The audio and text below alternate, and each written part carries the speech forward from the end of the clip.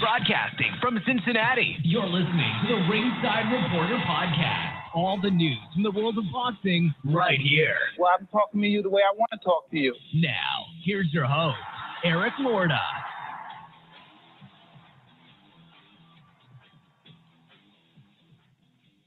And we are live. Welcome to the Ringside Reporter podcast, where we talk about the latest boxing news. If it's related to boxing, we'll talk about it here. My name is Eric Lorta, and I'm here with my co-host, Ringside Robert, and England's adopted son, Joe Habib. We have a great show for you today, and as always, you can catch us on the web at ringsidereporter.com. If you want to call in and ask questions, you can call in right now at 323-870-3857. And we'll be here till about 9 o'clock tonight. And thank you to Corey Lee. Thank you very much in the chat, Corey Lee. Today, we're going to talk about Canelo versus Triple G. It's next week. Robert, the big fight is here. Yes, it is. You excited? I'm excited. I can't wait. I can't wait either. It's going to be good. This was a fight, too, that I wasn't real excited about. Now that it's here, I'm actually getting excited about it. I told you would be. I told you you'd be excited when it came close upon us. I knew you would be up for it.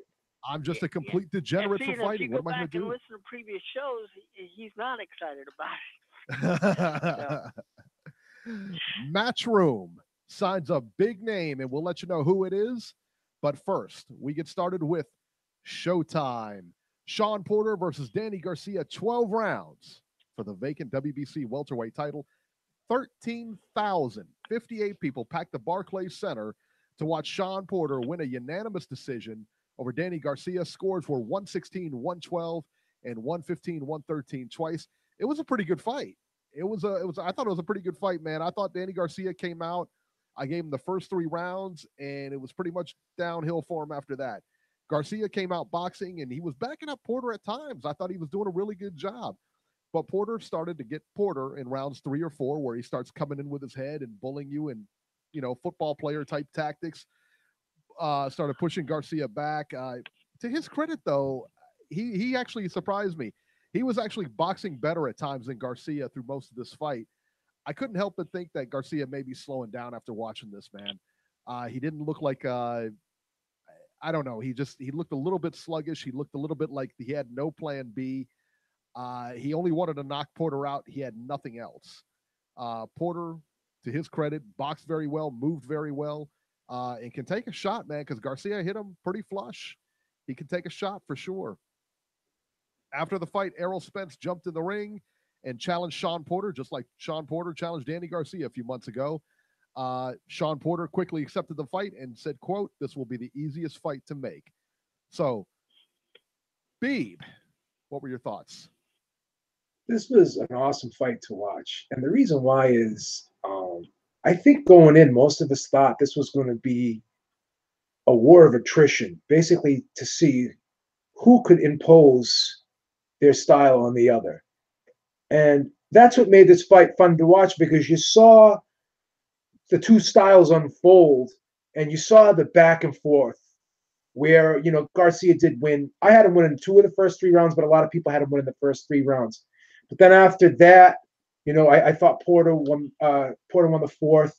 And then you go back and, Porter had that little run, but this fight had a lot of ebb and flow to it. You saw, Garcia have his way, and then you saw Porter have his way. And, it was very interesting to see how Porter came out and he didn't jump right on him. And I think a lot of people expected him to jump right on him from start to finish and give him no breathing room at all in this fight. But Porter wanted to do something that not everyone expected, including Danny Garcia. And I thought Danny Garcia was surprised by how Porter was a little bit reserved starting this fight out. Tried to fight a little bit on the outside, be the boxer, use the jab a little bit, and move back at times and try to suck Danny Garcia into counter punches. Whereas we expected Danny Garcia to be the guy backing up a little bit, taking a step backward, kind of pivoting off to the side and walking Porter into his counter punches.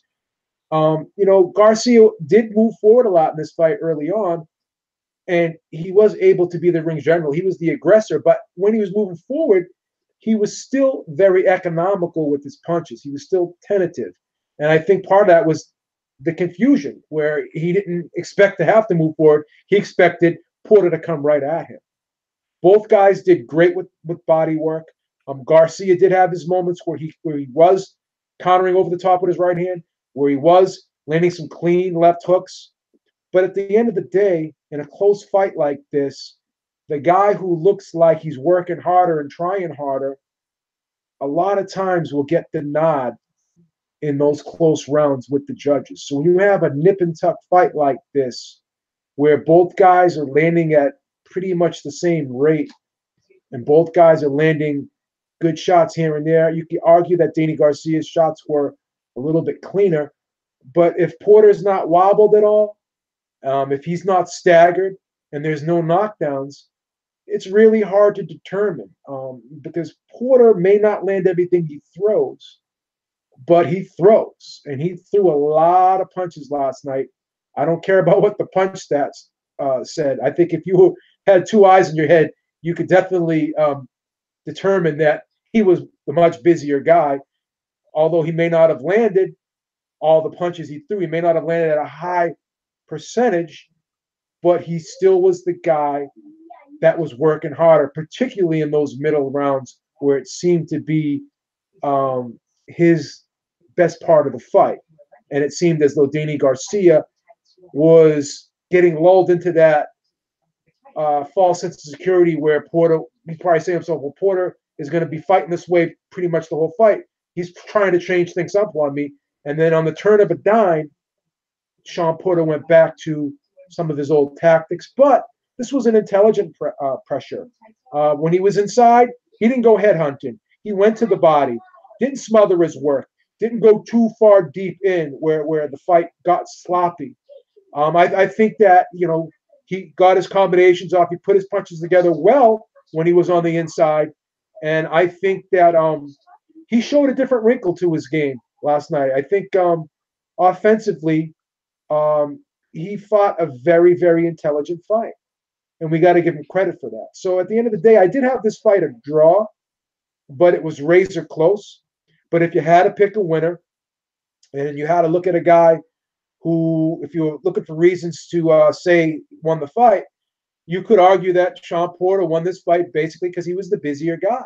And he was the guy that seemed to control the tempo of this fight. He let the fight be slow for a little bit, but as soon as he switched up, he fought this fight at a very high pace and a very fast-paced fight.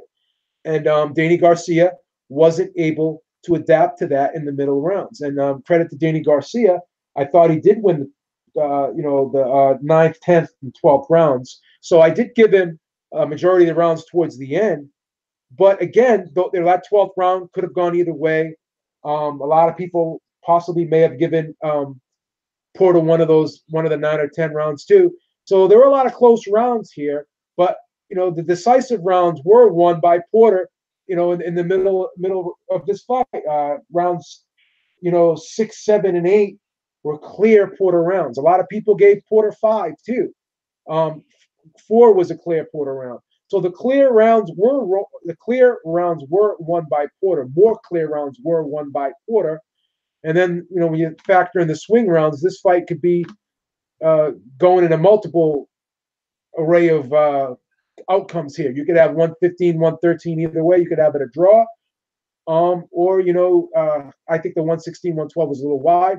But like I said, 115, 113 either way, or the draw is totally plausible scorecards. But at the end of the day, the busier guy got the benefit of the doubt here, which was what a lot of people did anticipate going in.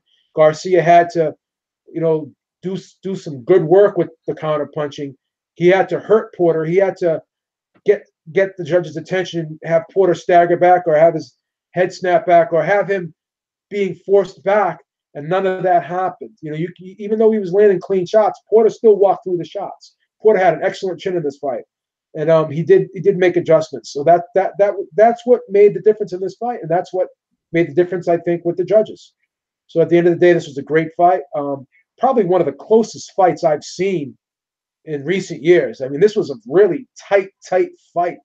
Hard to score some of these rounds, but at the end of the day, we got a great fight last night, and my hat goes off to Shawn Porter, and I'm glad that he welcomes that Errol Spence challenge, because this is the type of fight that we need in the sport of boxing.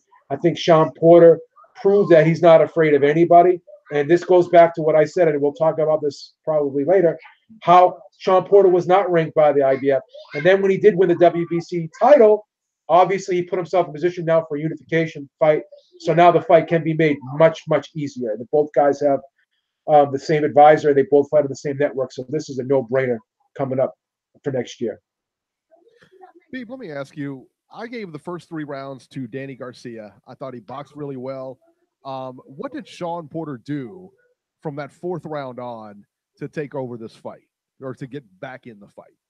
Well, basically, when you fight a guy a certain way for 3 or 4 rounds, he's basically gauging that type of rhythm, and he's getting comfortable, and he's adapting and setting himself and adjusting himself to that type of rhythm. And then on the turn of a dime, when all of a sudden you change up that rhythm, he has to adapt, and he could be caught off guard. So I think Garcia was a little bit surprised by Shawn Porter starting this fight out slow, because when has Shawn Porter ever started a fight slow? Yeah. I can't remember when. This was a first. So this is, you could say what you want. Yeah, Porter said maybe he would do something different here. But a lot of guys say that. But did Danny Garcia really take him at his word? Says he did, but he looked surprised. He looked surprised. And then, as I said, he got kind of relaxed in there, because, hey, he's probably saying, this guy's actually going to try and box me now the whole fight. And then as soon as he got comfortable with that pace, boom, on the turn of a dime, Porter switched the pace up. And you saw what happened. As soon as he switched the pace up in the middle rounds, he started winning them all, pretty much. So that was the thing, not being able to adapt to the change of pace, because he didn't expect it to come. So then once he started kind of adapting to the pace a little bit, then I thought he won some of those later rounds. But there was already obviously, not probably, there was already too many of those middle rounds in the bank on the judges' scorecards, and he couldn't win after that. So that's what happened. I think he got lulled into a false sense of security, and when things were switched up on him, he got caught off guard. He wasn't able to make the adjustment quick enough, and that's why I think he lost the fight. Now, I had the fight scored 115-113. How did you have it scored? I had it a draw. Okay. I had it a draw. Robert, how did you have the fight scored, and what were your thoughts? I also had it a draw. I thought it was a back and forth competitive fight. They both were able to do what they wanted to do, but the one that really surprised me with the way he fought throughout the entire night was Shawn Porter. We're used to Shawn Porter being rough and tough and coming forward and putting you against the ropes and making it difficult for you to do anything. And he actually did what we expected Danny Garcia to do. He actually came out and boxed and actually showed he could switch up his game plan. It was complete reversal than what we talked about last week. Remember, we said Angel Garcia had the horse that had more tools. Well, it looked like Kenny Porter must have been listening and decided to show us that we didn't know what we were talking about, because Kenny and Shawn Porter were the ones that made the adjustments. Angel and Danny Garcia didn't know what to do after Porter made his adjustments. But it was a back and forth fight, good and competitive, and I didn't think anybody won, but I didn't think anybody lost, so I had it a draw. There you go. All right, so after the fight again, as I mentioned, Errol Spence came in the ring, challenged Shawn Porter. I think obviously I think it's a bad fight for anybody in the welterweight division to fight Errol Spence. I think Shawn Porter showed a lot of heart last night. I don't think he comes close to beating Spence. Anybody have any thoughts on that? I totally agree. As I've said numerous times, I think Errol Spence is the best welterweight in the division. And the only one that could possibly challenge that opinion would be Terrence Crawford. I think he destroys Porter. I think he would have destroyed Garcia. Of course, you know, they're going to make that fight because they're both under the PBC banner. They're both advised by Al Heyman. They're both fighting on Showtime. I mean, that contract can be done in 5 minutes. You know, so that fight's going to happen. And, you know, I just hope Shawn enjoys his very short reign of the WBC title, because after they fight, Earl's going to have both. Yeah, and Tommy Boxeo in the chat just says, isn't Ugas, Yordenis Ugas, the mandatory for Shawn Porter now? Yeah, it would appear that way. I don't think that fight's happening next, though. And they could give Shawn Porter like an elective, and then he could fight Spence in that elective. But yeah, that fight's not happening next. Well, let me just say this. I agree Spence is the top guy in this division, in my opinion, and in a lot of people's opinions. But I will say that Shawn Porter probably has the most difficult style and the best style to probably go up against Spence, because you know, he smothers Spence a little bit. If he could make the fight somewhat ugly. He gets low. He's hard to really hit clean, at least on the chin. Would I still pick Spence to win? Yeah, but the fight could be a little bit more interesting than we think because of Shawn Porter's style. His style is just a tough style to deal with, regardless of who you are in this division.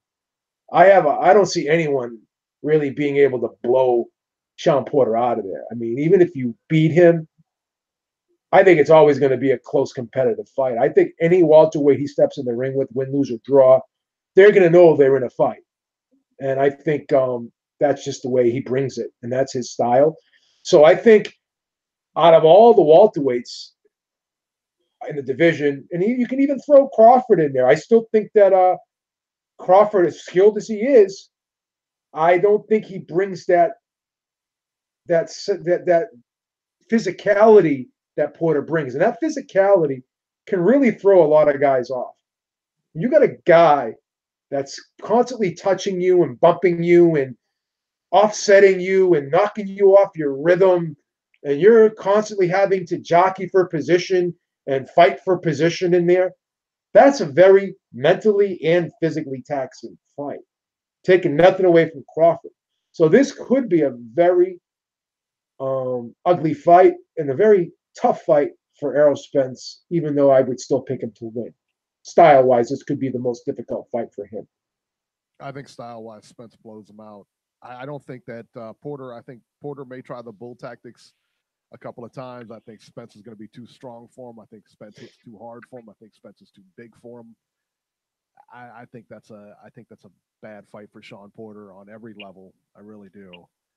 Yeah, and a lot of people agree with you. I think it's going to be a little more competitive than people think, though. I just see it that way. I'll tell you what, I hope so. Yeah. So. All right, let's talk about the co-main here. Yordenis Ugas versus Cesar Barrienuevo for the WBC Welterweight Eliminator. Ugas wins a unanimous decision over Barrienuevo by the scores of 119-109 and 120-108 twice. You know, it was a solid performance by Ugas. You know what I mean? Ugas looked good. Yeah. It was very technical. The fight itself was nothing to write home about, but Ugas looked very solid.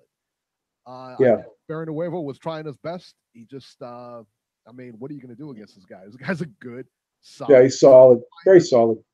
Yeah, Cuban, what are you going to do, man? He knows how to box.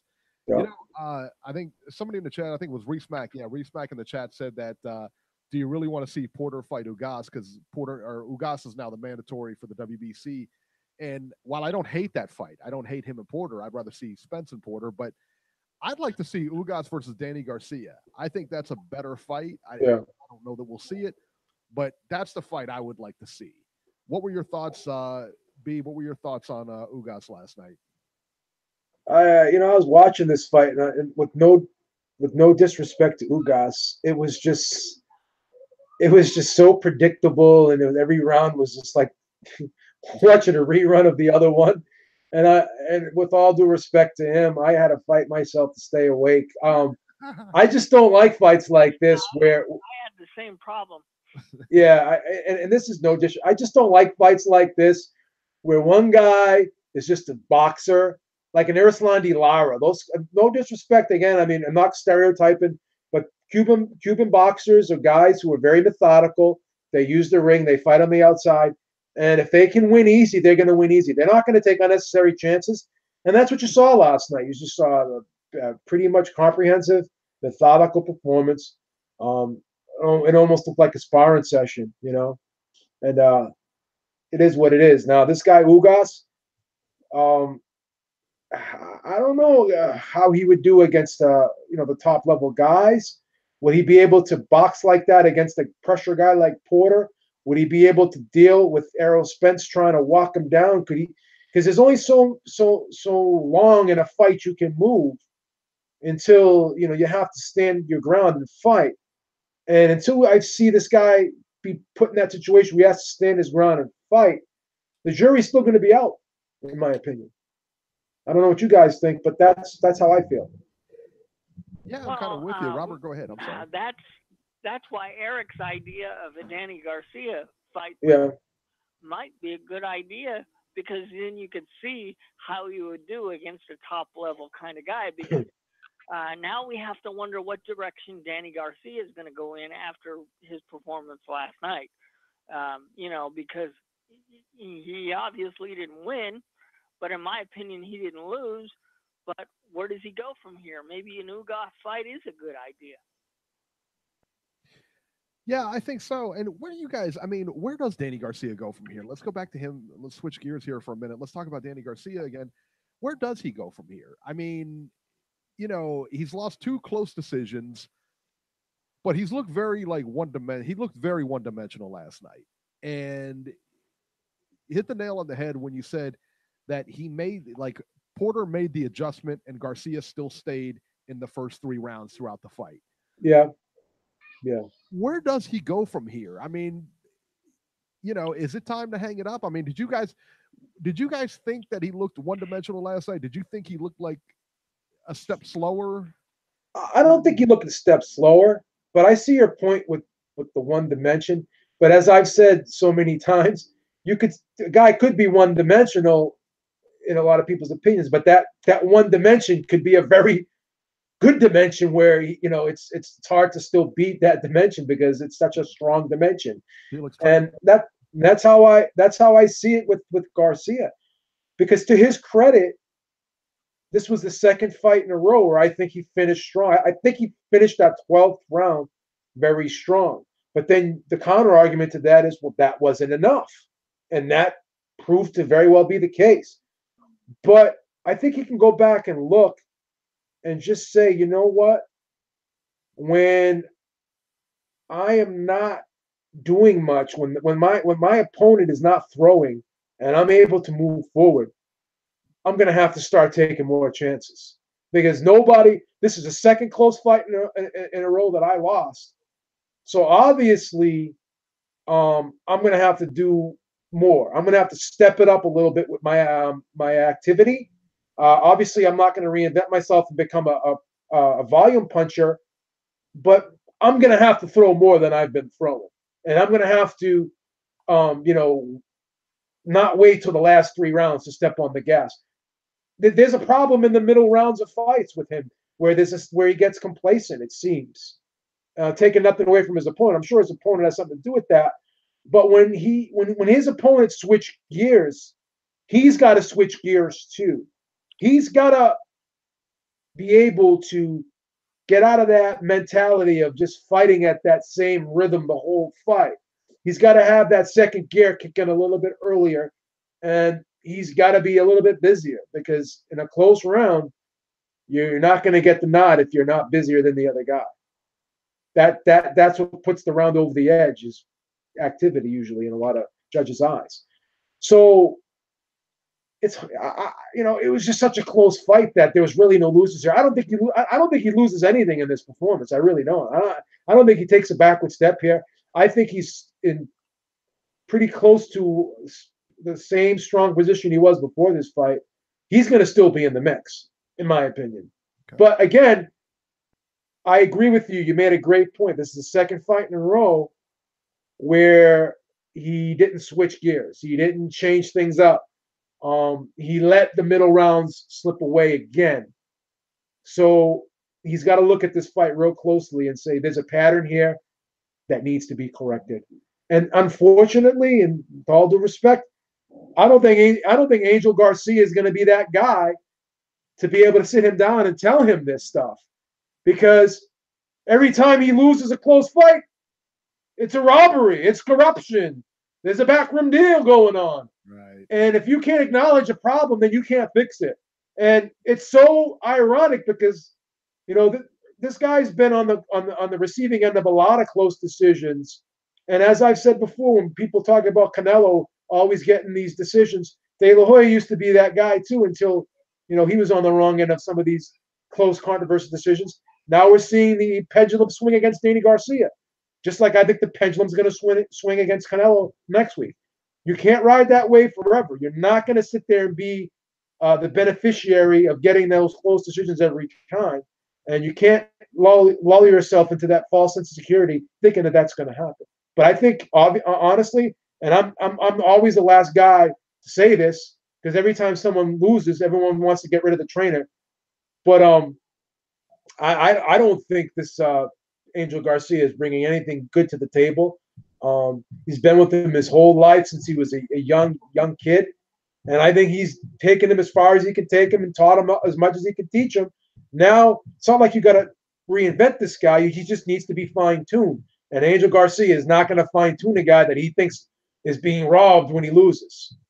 You got to sit down. Both of the guys got to sit down and look at these tapes, and they got to dissect what's going wrong in these fights instead of crying robbery every time the guy loses, because that's not going to fix the problem. Yeah, I would agree with that. Let's move ahead here. Adam Konoski versus Charles Martin, 10 rounds heavyweights. Konoski wins a unanimous decision by the scores of 96-94 on all three cards. Charles Martin, let me tell you what, shows a lot of heart in this fight, man. It looked like he wanted to quit in certain spots of this fight, and he didn't. He kept going, and he really made a fight of it. Konoski definitely won this fight, but he definitely had to earn it too. I thought that Martin did a great job in there. I thought he came back strong, especially in the middle, late rounds, and made a fight out of it, because he was getting tagged in those first 3-4 rounds. He was getting tagged. He was getting touched up, and it looked like he was going to come off his feet in a number of times. Yeah. And you know what? And if he would have went down from any of those shots and didn't get back up, you know what? Nobody would have batted an eyelash. But Charles Martin, honestly, he deserves a lot of credit for finishing this fight out and making it as competitive as it was. Now, Konoski looked pretty good in this fight. They kept referring to Konoski, talking about his body and everything, saying he doesn't look like a bodybuilder. He doesn't look like he should, he's deceptively fast because of his body. He's a heavyweight. What do you want him to do? You know what I mean? He's a heavyweight. He doesn't. This is how, if you go back to the 80s and stuff, they weren't all chiseled out of granite. I mean, back in the old, the old fighters and stuff, they're not all chiseled out of granite, man. This guy, I didn't think there was anything wrong with him. I mean, he looks fine. I mean, he's a heavyweight. That's kind of what you expect. Maybe does he need to drop some weight? Maybe. But he fought really well. He throws a lot of punches. I thought he boxed very well.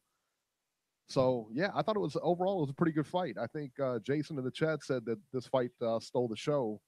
I didn't think it did. I thought the Garcia Porter fight was the best fight on the card, but there you go. So, anybody, Robert, what were your thoughts on Konoski? You know what? I would have made the Konoski fight the co-main, and I would have put the Ugas fight first. Because how dare you? I think that would have been a better lead into Porter Garcia as it turned out. I think Konoski did very well, and I appreciate his honesty after the fight when Jim Gray asked him. He said, "Well, what do you want to do next? Do you think you're ready for a title shot?" And he said, "No, I need at least a couple more fights."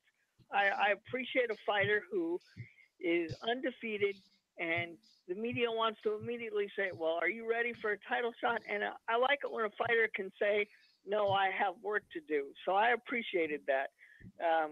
I'm looking forward to seeing him again. Yeah, for sure. And yeah, like I said, I mean, Charles Martin, former heavyweight champion, like it or not. Say what you want to say about him, but he's a former heavyweight champion. One Mike of the Tyson, shortest heavyweight champions reigns in history. So, Mike Tyson, Muhammad Ali, George Foreman, and Charles Martin. There you go. He's in that. Yeah. He's in that category, like it or not. I'm not going to say anything. That's right. Hey, Tony Tubbs is in that category too. Yeah. All right. That's right. Ohio's own, Cincinnati's own, son. Just saying that. Did I mention the Bengals were undefeated? Did I mention that before we go forward? Bengals run. How did the Raiders do, Robert? How are they doing? They don't play till tomorrow, and hey, Cleveland didn't lose today. They didn't win, but they didn't lose. Yeah, there you go. Big day for Ohio, as usual. All right. Amanda Serrano on that undercard versus Yamila Esther Reynoso for the vacant WBO Women's Junior Welterweight title. Serrano, I didn't see the fight, but Serrano wins her 6th world title in her 6 different weight classes. Is that correct? Yes, that is correct. I've heard. Yeah, that's correct. 6th world title in 6 different weight classes. And why doesn't anybody care, Robert? Why did this not get any publicity at all? Well, at Showtime, they didn't put it on, so maybe if she fights Katie Taylor or Clarissa Shields or a Breakhouse, maybe she'll get on TV. Wow, you're such a sexist. That's terrible. You're terrible. All right, let's move ahead. HBO Superfly 3. Juan Francisco Estrada versus Felipe Oracuda, the WBC Junior Bantamweight Eliminator. I got to be honest here. I wasn't real excited about the Superfly 3 card. I don't think it worked. And I think, honestly, it lived up to our hype because it wasn't very exciting. Estrada versus Oracuda. I saw the Ioka Arroyo fight, and I saw the Dani Nietes Palikte fight, and I kind of caught, but I didn't watch it. It's kind of like you're in and out for it. You're doing other things or whatever. And the same thing with the Estrada Oracuda fight. But long story short, Estrada wins a unanimous decision, 118, 110, 117, 111 twice. Estrada now becomes the mandatory for Sorong Vasai, who beat Estrada by majority decision. Robert, what were your thoughts on Estrada? I thought Estrada won, but I was very impressed with his opponent because nobody really knew who he was. And Andre Ward kept talking about how slow he is and how Estrada is going to be able to take advantage of him, and it should be a dominating performance. But they ended up when the fight was going on, they actually ended up having to change their tune and say how much better they thought that Oracuda was, because before the fight started, you would have thought, oh, this guy's tailor-made. Estrada's going to just destroy him. And I love it when a fighter turns that page around and does what nobody expects him to do. Estrada won, and I hope Rung Vasai wins his next fight in Thailand, because I do want to see that rematch. But even though there probably will be a rematch, I think the result will be the same. I think Rung Vasai will still keep that title. So that's just my opinion on that. I don't know, man. Wasn't Rung Vasai like heartbroken about his lady or something like that? Wasn't that? Yes, he was. Yeah. He was all distraught about it and everything. He had women problems, So. Yeah, but they have good support groups for that. You know what I'm saying? So. I was telling Jason about that the other day when he was kind of crying on my shoulder. Robert, he should have called you, man. You could have helped him out of women problems. You know what I'm saying? Robbie knows how to handle. He knows how to handle the ladies. At B Industries, we have a good healthcare benefit that we give you free counseling for that. We'll reimburse you any doctor you go to. We'll take care of that for you. I love Beeb Industries, man. You guys are so great over there. Well, we're gonna be a Fortune 500 company before you know it. We're striving. We're moving ahead. We're moving ahead. Donnie Nietes versus Aston Palikte. I hope I'm saying that right, for the vacant WBO Junior Bantamweight title. Correct. These two fought to a draw. 118, 110 for Nietes, 116, 112 for Palikte, and 114, 114. Robert, you thought that Nietes won, correct? Yeah, I thought it was 9 rounds to 3. I thought he clearly won the fight. I really don't know what. The 116, 112 for Palikte, and I really don't know what that guy was watching. in my opinion, Nietes clearly won that fight, and I hate judges that I don't know what they're watching. I don't know how to defend these scorecards. I can't do it. I just can't do it. Yeah, I thought he clearly won that fight. It's okay, Robbie. You're not on the witness stand. You don't have to testify. You tell us how you really feel, Robert. You're okay. Don't worry about it. Yeah, I hate judges like that. I really do. You don't have to defend these judges, Robbie. Nicest things to say about you. I've talked to Don't worry about it. Many of them. All right. Kazuto Ioka versus McWilliams Arroyo, 10 rounds, junior bantamweights. Ioka wins the unanimous decision by the scores of 99 to 90, 98 to 92 twice. Very uneventful fight. I tell you what, I was surprised that McWilliams Arroyo lost as bad as he did. He seemed to be posturing at the end of most of the rounds or whatever, and just trying to stare Ioka down, talking to him and everything. And I don't know. It was just a one-sided fight. Robert, is that how you saw it? Yeah, no, I like what I saw out of Ioka. I want to see him on the next Superfly card. Out of all those fighters who fought last night, he deserves another shot on one of these cards. Because again, here's a guy from Japan. Nobody knew. They thought, the HBO people thought Arroyo would go in there and win, and it did not turn out that way. So I hope Tom Loeffler and company bring him back for the next Superfly card. Out of all those fighters, I definitely want to see him again. I hope we have some bigger fights on the next Superfly card than what we had here. Well, I agree. Yeah, this card was, left a lot to be desired, put it that way. Across the pond, Amir Khan versus Sammy Vargas, 12 rounds welterweights. Amir Khan wins a unanimous decision, 119-109, 119-108, and 118-110. Khan knocked down Sammy Vargas in the second round and then was knocked down himself in the second round. He knocked Sammy Vargas down again in the third round and then cruised to a unanimous decision.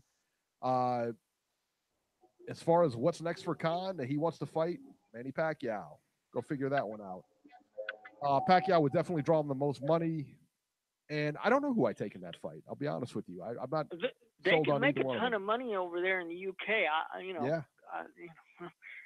Yeah, he's very chinny though. Just as Reese Mack pointed out, Khan on that chin. He said, hey, "You're absolutely." I would take Pacquiao. Yeah, so would I. I don't know. I would take Pacquiao. I don't know. Because Khan always seems to make that one big mistake in every fight, and Pacquiao can punch, and I don't know. If Pacquiao hurts him, I think Pacquiao finishes him.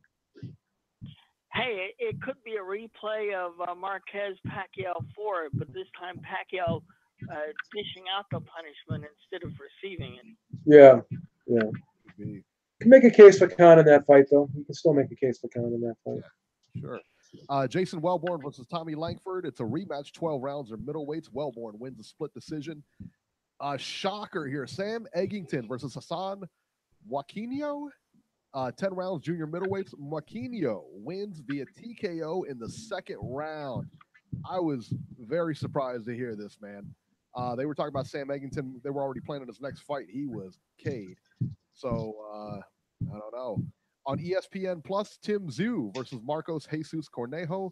10 rounds, junior middleweights. Zhu wins via stoppage in the first round.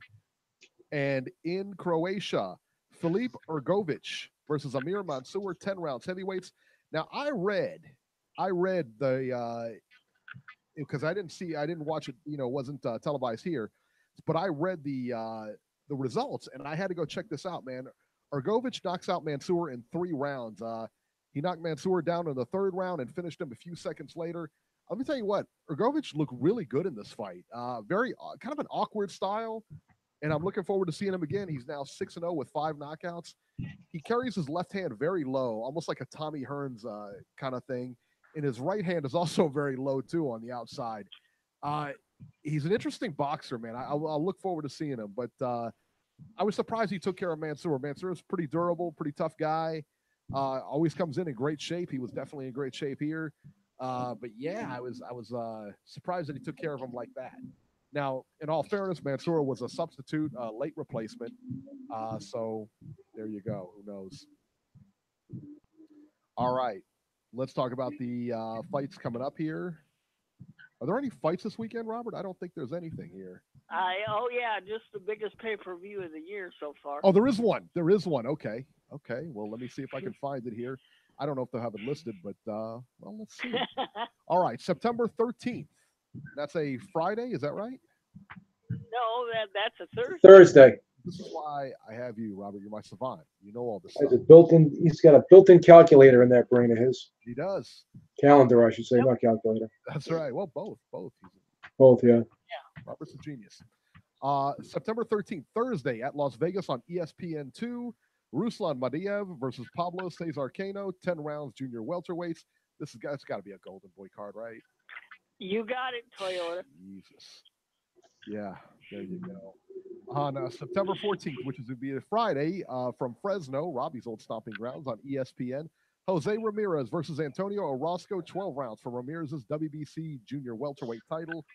Jamel Herring versus John Vincent Moralde, 10 rounds junior lightweights. And that is on ESPN.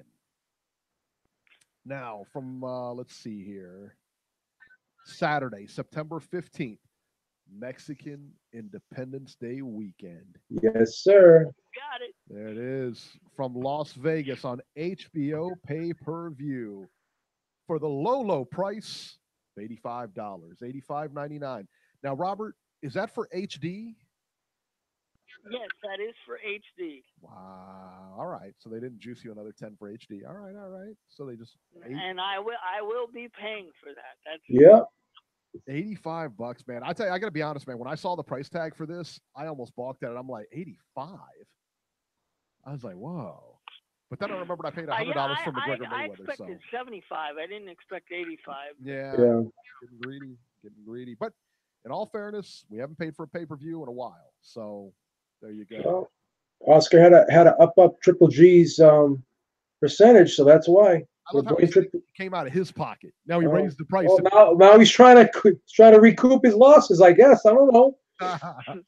You know? Triple G, Gennady Golovkin versus Canelo Alvarez, a rematch.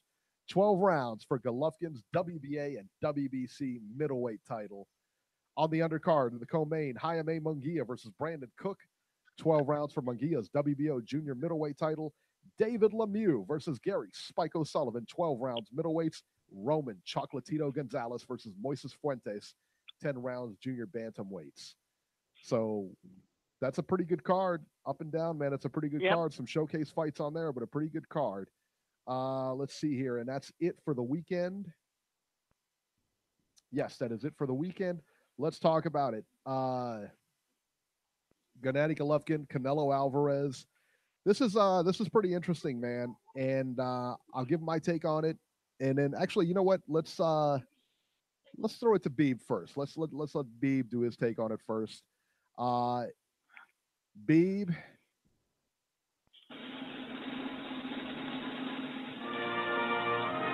And now it's time for Beating the Odds with Beeb.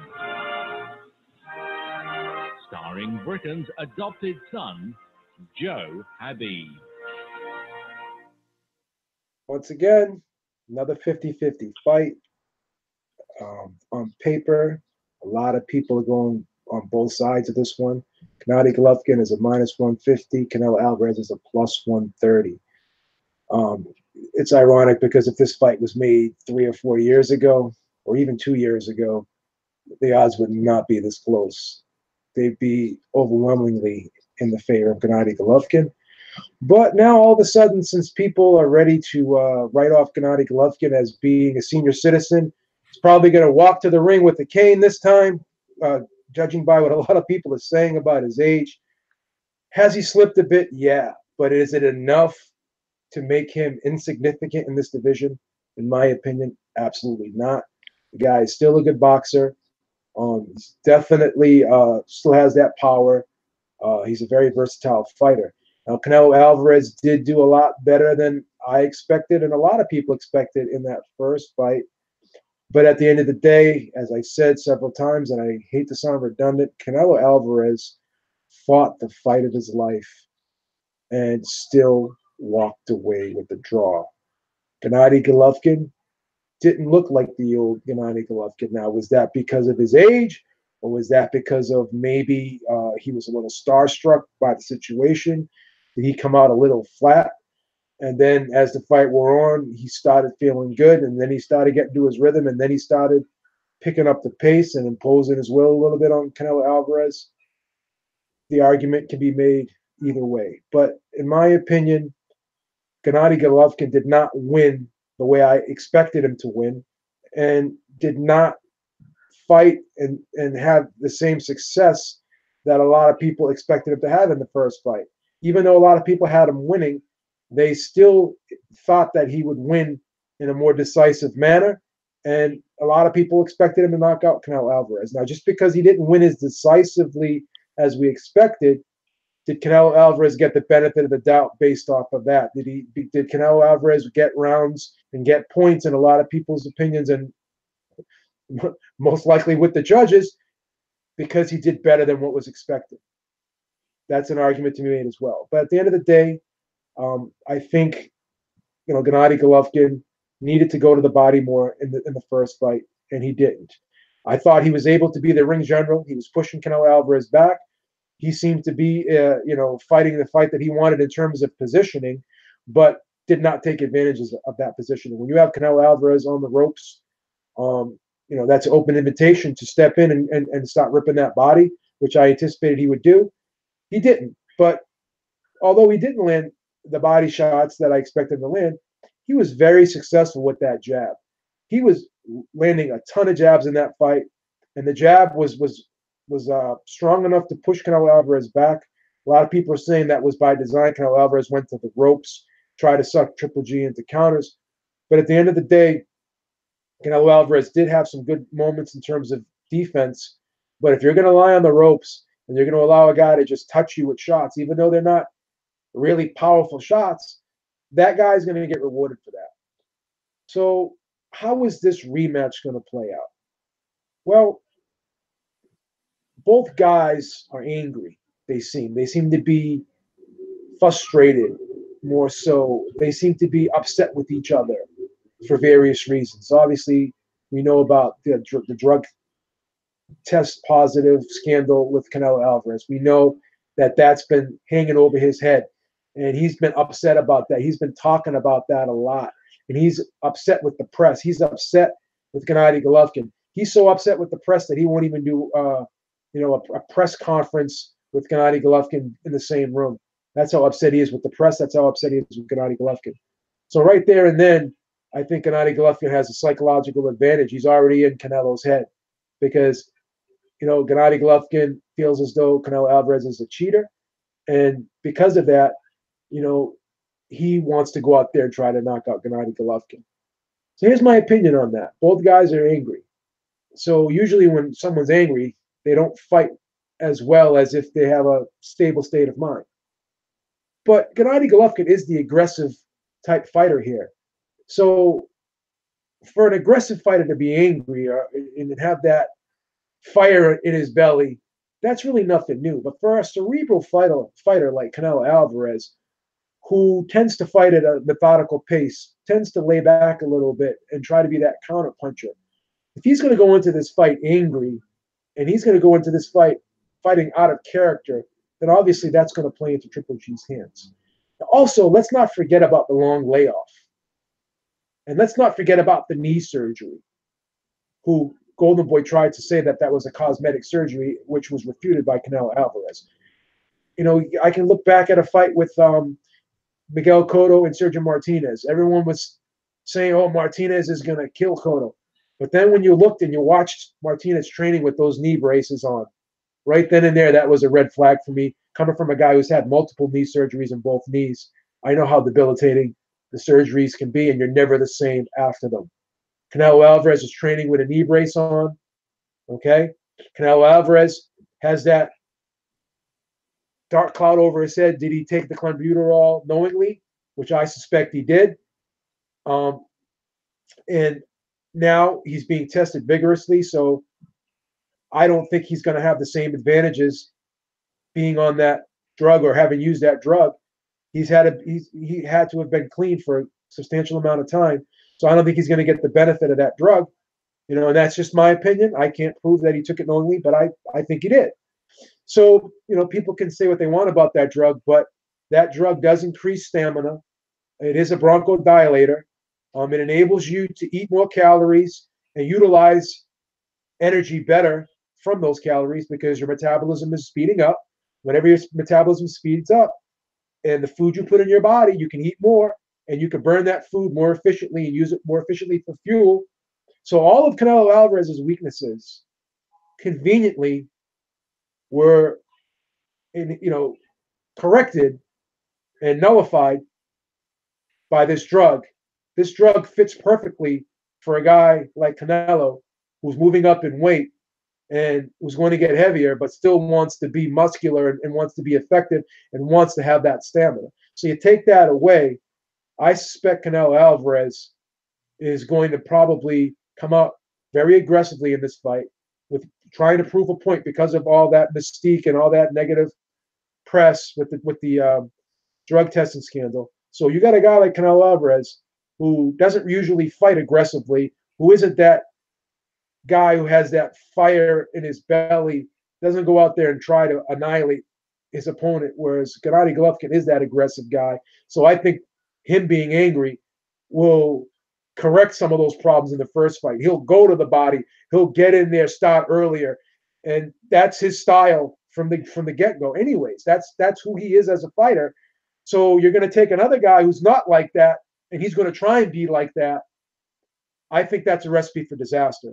So with all that being said, I'm going to pick Gennady Golovkin in this fight, where I do believe Canelo Alvarez will have some moments, but I think that this fight will be the war that the first fight was supposed to be. And because of that, it's going to play into Gennady Golovkin's hands. And I think Gennady Golovkin will step in hard with those body shots this time, and he will throw a lot more punches than he did, power punches, than he did in the first fight. And I'm looking for a 10th round stoppage in this fight by Gennady Golovkin. Same prediction that I predicted the first fight. And you could say, Beeb, you were wrong the first time. But try to factor in those things that I mentioned about this fight. Because you had a guy potentially who was enhanced the first fight, who was at his best, fought the best fight of his life with being enhanced, in my opinion, and still walked away with a draw. I had him losing, and 70% of the population out there had him losing. So I don't see how he can get better. I can see Gennady Golovkin get better. I know a lot of people are going to sit there and say, well, he's going to be a year older. But again, Gennady Golovkin's never really been in wars. He's never been beat up. He may have miles on the tank, but he's never been down. He's never been really hurt in a fight, never been beat up in a fight. So I still think there's miles on the tank. Has his reflexes slowed down? Yes. But not enough where he is not going to be dangerous. Not enough where he forgot how to box. Not enough where he's not going to be able to get in someone's chest, walk them down, and rip apart their body and get them out of there. So that's what I see in this fight. Gennady Golovkin will impose his will on Canelo Alvarez. Canelo Alvarez will fight a different fight. I think his stamina will be impacted in this fight because of the layoff, and also because of the knee injury, and also because of possibly not being enhanced. I think he's got those three things going against him in this fight. And the one negative people want to talk about Gennady Golovkin is the age. I'm not buying that, man, because we waited years for Bernard Hopkins to get old, and it finally happened. But it happened a lot later than we anticipated, didn't it? And I think the same thing is going to happen for Gennady Golovkin. Gennady Golovkin is going to win this fight by 10th round stoppage. I'm taking Gennady Golovkin in this fight with the minus 150. Pretty good odds. There you go. Beeb has spoken. Beeb has spoken. He's taking Gennady Golovkin. How about that? All right. So I was thinking about this fight, and honestly, I'm on the fence about it. I don't know who's going to win. I don't know who's going to, but let's put it out on the table here. I don't think Canelo can knock out Triple G. I just don't. Canelo hit Triple G with that same right hand that he hit Amir Khan with. Remember, we posted that on Twitter or whatever. Was side by side. I forgot to mention that too, Eric. Side by side. Good point. Good point. Right hand. and Golovkin smiled at him and came forward. There was Yeah. nothing. Canelo is not going to knock out Triple G. He's just not. All right. If he didn't knock him out in that first fight with that right hand, he ain't knocking him out because that right hand didn't even phase him. So that is what it is. However, I do think Canelo can outbox him. So then I think back to the first fight. He didn't outbox him. I had it 1-7. I think I had it 117, 111, or 116, 112. It was one. You had it 116, 112 for Golovkin. I thought it was pretty. I mean, the outcome wasn't in doubt. Put it that way. No. And as far as Golovkin not cutting off the ring, I thought Golovkin cut off. I thought he did a pretty good job of cutting off that ring. I thought he picked his spots on when he cut off the ring, but I thought he did a pretty good job of cutting off that ring. Now Canelo is going to box him. He's going to, be fast. He's going to be wiry. He's going to be hard to catch. But he was like that in the first fight, and I think that's what gave him so much trouble. I think that I just, when you look down to it, who has more ways to win? I just think Triple G has more ways to win, and that's what I have to base it off of. I think Triple G can knock out Canelo. I don't think that's I don't think that's far fetched. He's knocked out quite a few other guys bigger than Canelo, so yeah, I think that can definitely happen. He can knock him out. He can stop him. He can finish the fight that way. He can win by a decision. I thought he won by a decision last time. I thought it was pretty clear that he won the fight. Adelaide Bird disagreed with me and the rest of the universe at 118, 110. But I thought, like I said, man, I thought that he won the fight the first time. I thought he fought okay. I thought there was definitely something he could improve. He could start sooner. There's a lot of things he could do to improve. I don't think there's going to be a big feeling out process in this fight after this, because both fighters know what the other brings. It's one of those things. They both they've seen each other before. They know what they bring. In rematches they say the same result, only sooner. I think that the fight goes a distance, and I think barring any jerkery by the judges, I think this time I'm going to take Golovkin, and I think I'm going to take Golovkin by unanimous decision.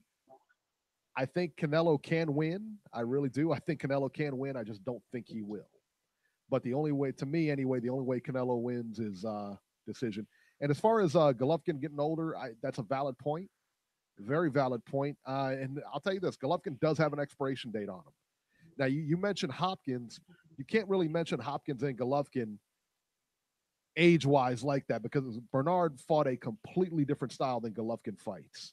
Golovkin fights a lot like Julio Cesar Chavez, where he comes forward and you know what you're getting.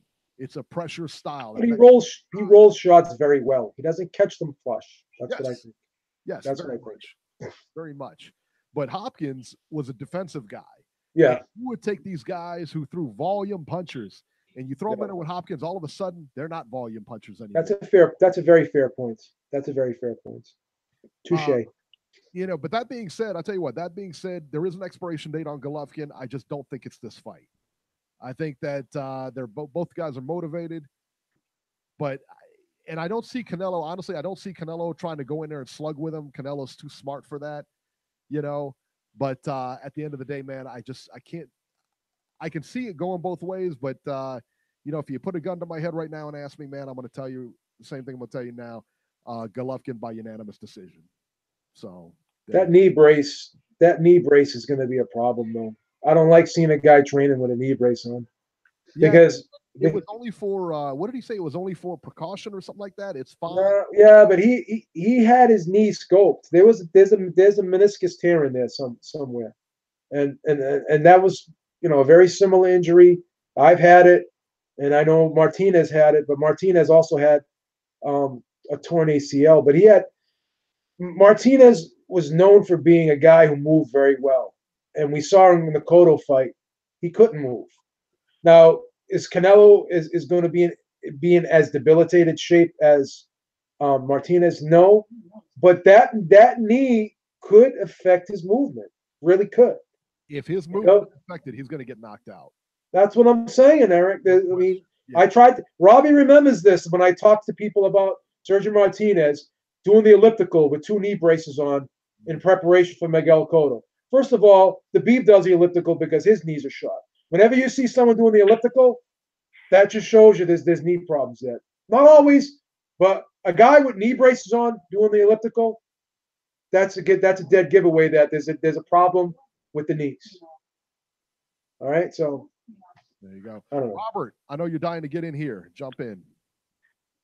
Yeah, well, I remember the Cotto Martinez thing vividly, and that pay-per-view was only $60, and I thought it was over in the first round when Cotto knocked him down 3 times. Yeah. You know, but no, I do think I'm scared to death that this thing goes to distance. I really am. Canelo is a big money maker for Vegas, and I just don't want to see this thing go to distance, because if it goes the distance, I swear to God, I think it'll be handed to Canelo again, either in another draw or he'll get some kind of weird decision, because Vegas doesn't want to lose that meal ticket, because Canelo brings in a lot of money to Nevada. Now, I understand that they've brought in outside judges and outside referees, but I do not, just for that circumstance, I do not want to see a 12th round. I don't want to see a full 36-minute fight. I want this thing to end before 12 rounds, because I don't want there to be no scorecards read. I'm scared to death that there's going to be another scary decision. I'm picking Triple G to knock out Canelo in 8 rounds. Robbie! Oh, Robbie, here's a ray of hope for you, though, Robbie. The one judge that did score the last fight for Golovkin, he's judging this fight again. So at least we know one judge is going to be on the up and up. Maybe. And the other 2 judges, if you judge, I think it's Glenn Feldman's one of them, and someone else, Dave Moretti. Eric, can you look that up and see who Dave Moretti. Referee? I know it's Benji Estevez is the referee, but who are the 3 official judges? Yeah. Dave Moretti's one of them. I think Glenn Feldman's the other one. How did Feldman, was it Feldman who had that, and how did he have it scored last time? No, it was Moretti. He had it 115, 113 Triple G. Let me see. Let me just double check again and just. It was Don Trella who scored it a draw. Don Trella. 7th round of Canelo. I know Dave Moretti is one of the judges. Glenn Feldman's the other one, and I'm trying to remember who the 3rd one is. Let me look this up real quick here. And Steve Weisfeld. Steve Weisfeld. So Glenn Feldman and Steve Weisfeld are the other 2 judges, and Dave Moretti was the one that scored for Golovkin the first fight. So if you look back at Glenn Feldman, you look back at Steve Weisfeld, these guys really haven't been involved in any controversial decisions. So Robbie, I'm going to reassure you, I think this thing is going to be scored on the up and up. Adelaide Bird, Dave Moretti, and Don Trella scored the last fight. Bird, of course, with that 118-110 scorecard. I have no idea how in the world she got that. Neither does anybody else. Dave Moretti, 113-115, and Don Trella, 114-114. Benji Estevez, of course, in this fight will be the referee. Dave Moretti, Glenn Feldman, and Steve Weisfeld, of course, as we mentioned. Okay. But so we're in good shape here, Robbie. We're in good shape here. We're in good shape. Yeah. No, I want it to be taken out of their hands. We're going to be calling upon you to make an investment at Beeb Industries on this one, because we feel pretty good on this one. Yeah. Open up the 401k for Beeb Industries. We're gonna make some money next week. I want Canelo flat on his back or on his face. Okay. How dare you? Whoa, buddy! Whoa! Who do you think you are? Viva la raza! No, we got good judges next week, everybody. I don't want to. Don't worry about the controversy next week. Don't worry about the controversy. Don't worry about it. All right, so there you go. There's our preview for Canelo Triple G. I called the commission last week. They assured me that everything's going to be on the up and up. I'm sure you're the first one they called. As far as that undercard goes, Jaime Munguia versus Brandon Cook. I'm taking Jaime Munguia. I think the most competitive. I think the most competitive fight on the undercard is Lemieux, Spike O'Sullivan, and honestly, I don't care who wins that one. I'd lean toward Lemieux, but who knows?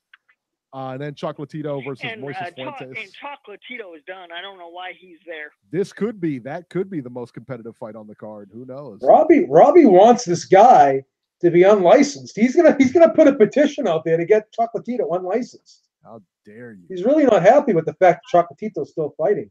Yeah. Come on, he's upset.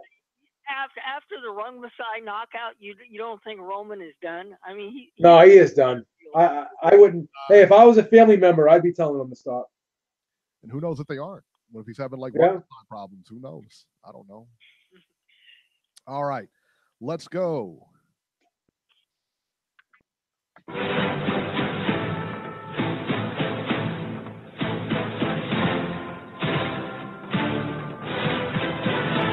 He's a fucking mental case is what he is.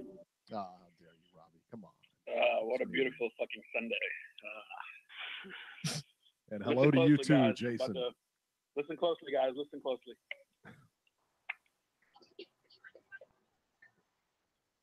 We're listening, buddy. But some bubblies for the new PVC deal. You guys aren't talking about that? How come? Because that's in the next segment. You were crying to get buddy. on. So we put you on the phone. Buddy, you're not the producer of this show, okay? You don't dictate when topics get talked about. Talking about a $250 million deal. He just texted me. What kind of fucking pussies are you? Wondering when he's going to get on the phone. Show to do, Jason. What do you mean show to do? That's the biggest news in boxing, you moron. Canelo Triple G is the biggest news in boxing, we have a format we follow. It's been an hour. You guys still haven't covered that news, really? Well, how come? We knew you were online. What do you got to bring to the table? Nothing. What, Jaime Munguia versus fucking Cook is more important? Get the fuck out of here. It's more important than Don't you. give me that bullshit. Fucking assholes. How is the show not titled Fox and PBC signed a huge deal? Because I know when ESPN signed a deal with Top Rank, you guys titled the show the same thing. How come not for BBC? We never title the deal with the network. Titled it. We never title it as a show with a network deal. Fake news. That's corny. Fake news. No, it's not corny. This is called Ringside Reporter. It's not called Clickbait Central. Yeah. Even Bob Arum is congratulating Al Heyman and shitting all over Eddie. Did you see what he said about Eddie on Villainified Media? No. Did you see? What did he say? Jason. He said one thing I can't understand about DAZN is why would they hire Englishmen to come over to America but who has no idea how to run the USM market? He said this guy Eddie has no idea how to run the American market. It's the videos on Villainified Media from 2 days ago. He's never said that before, but now I guess they're in direct competition. So Bob's taking off the kid gloves, you know. Oh, well, we didn't report that because it wasn't interesting. So. Okay, but there was 13,000 people at the last night's fight at Porter Garcia and 14,000 at Till versus Woodley. So PBC is catching up, man. These are the type of numbers they're doing. Nobody else in America is doing these type of numbers on a consistent basis besides PBC. UFC. And UFC does 14, 15, 16,000. Yeah, and UFC is a $4 billion corporation. PBC is not. So PBC is getting close, and that's amazing. And what do you think about the new deal, Beeb? Well, I was talking to Eric about this, and I love the new deal. And this is what I'm going to say. We're going to probably talk about it later, so I don't want Eric to get. Later, so just... I don't want to talk too much about it, but let me just say I love the deal. And if you stay on the line and you watch the rest of the show, when we go over that segment, you're gonna be very happy with some of the things I'm going to say. There you go. You're actually going to be you're actually going to like the Beeb. You're going to like the Beeb this. You're going to like the Beeb this week. You're going to like the Beeb this week. Jason might even apply for a job with Beeb Industries. I was listening to Mario Lopez and Steve Kim's podcast. It's like a 2-hour podcast. I'm sure Robbie listens to it. The whole podcast, these cocksuckers didn't mention anything about PBC, right? And then they read a fucking message from a fan that said, is PBC still going to be trash or are they going to give us better price with the Fox deal? So the whole show, they didn't mention PBC's deal and read one negative. Well, let me just say, PBC gets. Just curious, you hate Steve Kim so much. Why did you listen to his podcast? You like Mario Lopez? You like AC I hate you Slater? Too. I listen to your podcast too. So what? You like AC Slater? Let me just say one thing for all the PBC. Let me say one thing for all the PBC detractors. You had three fight cards on yesterday. You had one from the UK, which was Eddie Hearns. You had one on HBO, and you had one on Showtime. The Showtime card knocked it out of the park. It blew everything else away. And it is what it is. We gotta give credit where credit is due. And another thing, Beeb, about the PBC card, the attendance at the PBC card was more than the HBO card and the United Kingdom card combined. So there's this myth out there that I don't work for the Census Bureau, so I'm not counting people. Yeah, but Eddie said Americon sold 8,000 tickets, which is people always say Americon's a superstar. How is he only? No, you're right. You're right. We sound like 20. You're right. That's true. And the Superfly card kind of flopped. They said it was only 3,000 and change. The last one was like 6,000. So that Superfly card was terrible. That was horrible. That card was terrible. And if you're gonna counter program somebody, you got to come with something better than that. Yeah, for sure. Also, I think this deal is gonna. I think since Danny took a loss last night, I don't think it's gonna really matter because I personally thought he won the fight, like barely won the fight. But even if he lost, since they have so many big dates on Fox coming up, I'm sure he's gonna get another big fight right away. He will. Danny versus Broner, and that's gonna be a solid fight, right? Yeah, that's what the UFC does. Yeah, I think that'll be. He'll get a big fight after that. What did you think? I thought he won. What do you think, Danny? Do you think a lot of people had Danny winning? Nobody on the panel had Danny winning. Me and Robbie had it a draw. Eric had Porter winning. Yeah, I had Porter winning 115. Yeah, I had it a draw. Beeb, I saw Sam Watson dart right to Porter's corner right after the fight ended. He knew who was going to win, and I think the reason they gave Porter the win is because they knew to make the fight with Spence would be easier. They knew Danny would fucking be a diva and not make that fight. So I think that's why maybe some favoritism was shown to Porter because he agreed to the Spence fight. That's my theory on that. Yeah, but Jason, that fight.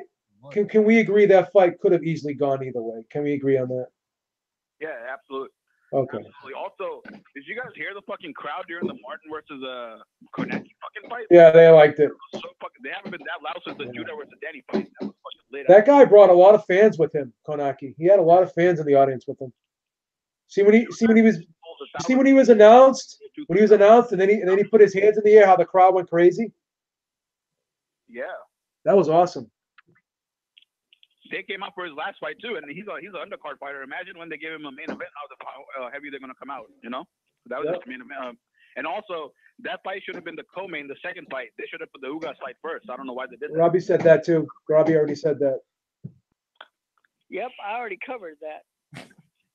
Maybe they're trying to build Ugas up for a Spence or somebody. But they said Ugas is not the mandatory. He's the number 2 contender. That's what DiBella said in the post-fight press conference. So which makes no sense because it was the mandatory. Because it was an eliminator fight. That's why.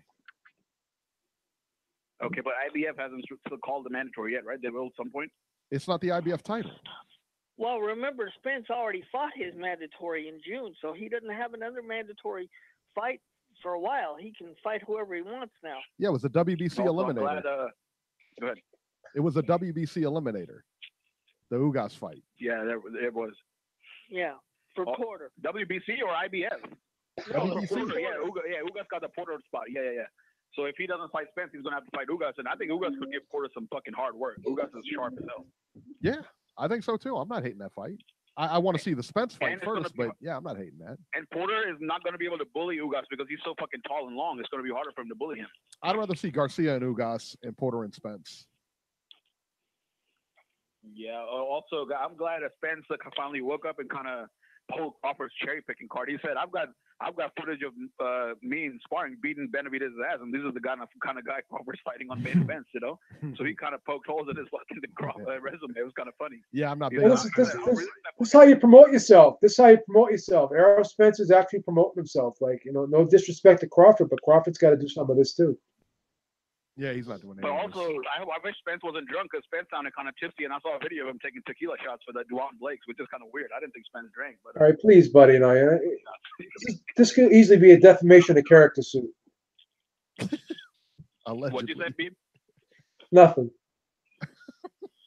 Your mic is so fucking like you feel. Yeah, sure. You're the only person that can't hear me conveniently. No, I mean everyone else can hear me fine. Everyone else can hear me fine. You're the only one that complains. Oh yeah. Yeah. What do you guys think about the Wilder Fury? You think that's going to announce this coming soon or during Canelo GGG week? That's what I'm hearing. What do you think? Hope so. It was announced last night on Showtime that they're going to fight. So, yeah, I mean, official announcement this week, maybe. They also, should. did you guys see Mikey the fucking fraud? Mikey the fraud was in the building, didn't mention Spencer Porter's name fucking once. But when he was about to fight Eastern, that's all he talked about for 2 months. I want Spence. I want Spence. That was all a headline grabbing fucking plan. He said he wanted to fight Garcia before the fight. Anything. Yeah, he said he wanted to fight Garcia before the fight. They didn't interview him though, did they? Now he doesn't want that work. Well, he don't want that Porter work. Yeah, they didn't interview him. He was in the crowd. He wasn't even being talked to. He wasn't even. They didn't put a mic in his front of his face. Talking about. What are you doing? Reading his mind all of a sudden? I saw him on YouTube on a bunch of channels. Oh, for Christ's sakes! Now. Dude, when he was he was telling Ellie Sackback, only fight I want is Spence next. Now he's like, I want Manny, I want Spence, I want Porter. He was telling Ellie Sackback what he had for breakfast. Oh, I'm sorry. So he has to fight. So now he has to fight Spence next. He can't fight anyone else. Spence is fighting Porter. No, that's what he said. That's what he said during the whole Easter camp. Only fight I want is Spence. So I wanted him to stand up to his word. That's all I'm saying. All right. But okay, Jason. Do you guys know if Carl Moretti is related to Dave Moretti by any chance? Do you guys know that?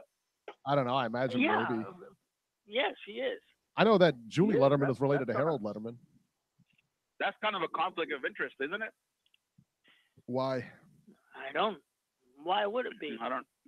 Isn't Carl Moretti like a top-ranked employee or like a vice president, and they're probably judging a lot of top-ranked cards and probably favoring the top-ranked guys? That could complicate things, no? I don't know. Kind of Only you would come up with something like that, Jason. Besides, they don't have to have him as a judge. They could nix him as a judge for those fights. Yeah, that'd be easy enough. When do what do you guys think about Gary or Leo? You guys think that's next or no? Gary and Leo, I'm waiting for that fight, man. I hope so. If they're smart, they'll sign it. Yeah, if you can get Gary Russell into the damn ring, since he only fights once a damn year. Oh wow.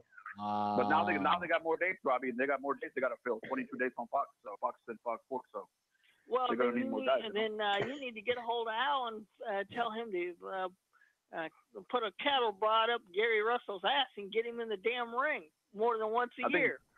I think Broner's next. Broner hasn't fought in a while, so he'll probably get the first big Fox date because he brings the most ratings and shit.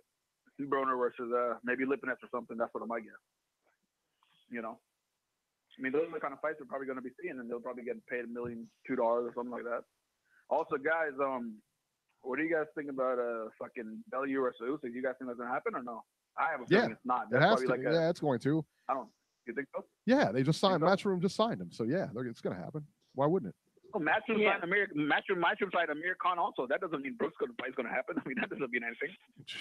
No, I mean, yeah, but Amir Khan said he needed tune-ups and everything like that. He had been out for a while, so no, that Bellew Usyk fight's going to happen. I think Amir's rationale is, as long as I get knocked out to a legend or a Hall of Famer like Canelo or Manny, I'll be fine. I just don't want to get knocked out to a fellow Brit, That's why he never wants to fight Brook, I think. Because if he gets knocked out to Brook, he has no bragging rights in the UK, right? When did he say that? Something Jason No, I'm saying that's the only reason why I see him not fighting Brook and always wanting to fight guys like Maidana. When did he say that, though? Why won't he fight Brook? They could sell like 40,000 tickets and make the same money. That's why he doesn't want to fight him. What other reason would there be? Well, what is this? So if you don't know the reason, you're just going to make one up? I mean, you make shit up all the time. Why can't I? Yeah, I always make shit up. Yeah. No, I say things that other people make up, and I just say them. I don't. Okay. I don't like you just said something that you made up. Beeb, another thing, Ryan Garcia's, or actually Steve Kim said that Ryan Garcia's parents don't allow him to spar tough. They said his mom and dad, like his mom's a former amateur boxing coach. He said his parents step in every time the sparring gets tough. That kind of explains why he's such a shitty fighter, right? Like he's like holding all night and looking at the clock. I never heard that before. I never heard that before, so I don't know how true that is. Yeah, I've never heard that either. You spend all day on the damn internet and look stuff up. I mean, Jesus Christ, you come up. I'm talking about one podcast, Robbie. What's wrong with you? Jesus Christ. I can't listen to boxing podcasts. You must have. Let me ask you a question. When you watched that Steve Kim podcast, right? Did you watch it from start to finish? Yeah, he said 2 hours. Did you watch that Steve Kim podcast from start to finish? Almost, not all of it, but like 90% Wow. until like the last. And they're so anti PBC. How could you stand to sit there and watch that for 2 hours? He didn't talk about PBC. He just mentioned it one time when to bash them. He didn't even. Do you ever call in and ask them a question? When a fan sent a message. Huh? Do you ever call in and ask them a question? No, I don't even know how to call that shit place in. But I'm also pick up the phone and dial Boxing it? Ego did a video on his channel. I think you guys should watch it. He it's titled "All the Old Media and PBC Haters Bias Exposed." He pulled out all the dozens of tweets of Steve Kim saying PBC is cancer, PBC will destroy boxing, and if PBC keeps spending money on these channels, boxing market will be dead. No channels will want to invest in boxing, and that's the totally opposite of what happens. It just shows you how biased and wrong these fucking retards are. They said PBC is killing the market. Boxing market will dry up, and now the boxing market is more robust than it ever has been, or at least since the 80s. It just shows you how wrong these fucking idiots are, and they act like they're experts. Well, I mean, boxing. When have you ever known a boxing writer to be an economist? Like what budget? What? Out of his way to push shit on PBC. Dan Raphael didn't say shit like that because Dan Raphael didn't really seem like Steve Kim. Because Dan Raphael works for ESPN. He's got a professional, real job. Yeah, but he's way more fair to PBC than Kim, who works for Golden Boy and Ring TV, which is kind of odd. But I know PBC kind of banned him from their fight, so he's kind of bitter about that. But well, we know why certain people say certain things. There's no mystery. Yeah, that's true. Also, dude, one last thing. Fucking Ryan Garcia struggled, right? So Eric Gomez was trying to clean up the mess on boxing scene. He said that Morales dropped Machado twice. I heard that's a lie. He just made that up on an article that Steve Kim wrote on Boxing Scene. Isn't that a lie? That Machado got dropped 2 times on Morales, the guy that Ryan Garcia fought? Robbie, do you know anything about that? No, I don't. I've never heard that. So Isn't it the other way around? That Machado dropped Morales? Isn't it the other way around? I have no idea, Jason. I have no idea. And somebody said he totally lied in the article and bashed one of his own fighters. He said Machado got dropped by Morales when it's the other way around just to defend Ryan's bad performance. That is so fucking shady. That article's still on Boxing Scene. Fucking weird. What else you got? We're gonna get running. We'll see you next week, Jason. Peace, Robbie. Don't cry too much, bro. That was like friggin' watching an episode of TMZ. Yeah, that was a. This guy said this. This guy said that. Did you hear about it? Like fucking. No. Wow. And I make stuff up. I honestly hate to say this about somebody, but my God, what kind of life does he have? Sounds like he's on the damn internet all day looking up shit. He is. He is on the internet all day. PBC, and all he wants to do is talk about those. I mean, aren't we doing a real boxing show here? I mean, we don't need calls like this. I'm sorry, but come talk about the actual fights from now on, and don't talk about garbage that we haven't covered. If we haven't covered it, then it's not worth covering, for God's sakes. That's crazy. Next that is call. crazy. That is crazy. All right. Let's see here. Who do we got next? From this day, you'll be my new fool. Georgie. Hello, Georgie, what's up? Hey, what's going on, guys? What's happening, man? Where you been? It's been a couple of weeks. Where you been, brother? I know, brother. I've been MIA, missing action. He's been on the land. The mafia's been after him. Gotta be like the squirrel. Get that little nut and save it for the winter time, buddy. Gotta put a lot of work out there. But yeah, I'm always here, listening if I'm not participating or whatnot. But I see that Jason got Robert in a bad mood, so I don't know if I'm walking into a minefield right now. He's always got Robbie in a bad mood. You're fine. I just hate people that all they want to do is call and talk about people that it just drives me crazy. Like, Did you hear this guy said this? I mean, on Jason's defense, I gotta give PBC credit. If they doing good, they doing good. The only thing Jason do wrong is that he bring the flaws of the other guy. how bad, Eddie Hearns is doing and stuff like that. So that's like played out. Nobody really want to hear that. And Mikey Garcia, if he don't fight, he got options. He really don't want to fight. I mean, if the fight happens or doesn't happen for financial reasons, like always, but I mean, I don't know. I'm kind of negative myself, so I understand where he's coming from. Sometimes PBC don't get the credit that he think that they deserve. So, well, look, it is what it is. We have said on this show several times that Showtime, out of all the networks, are doing the best coverage of boxing. HBO is not doing very well.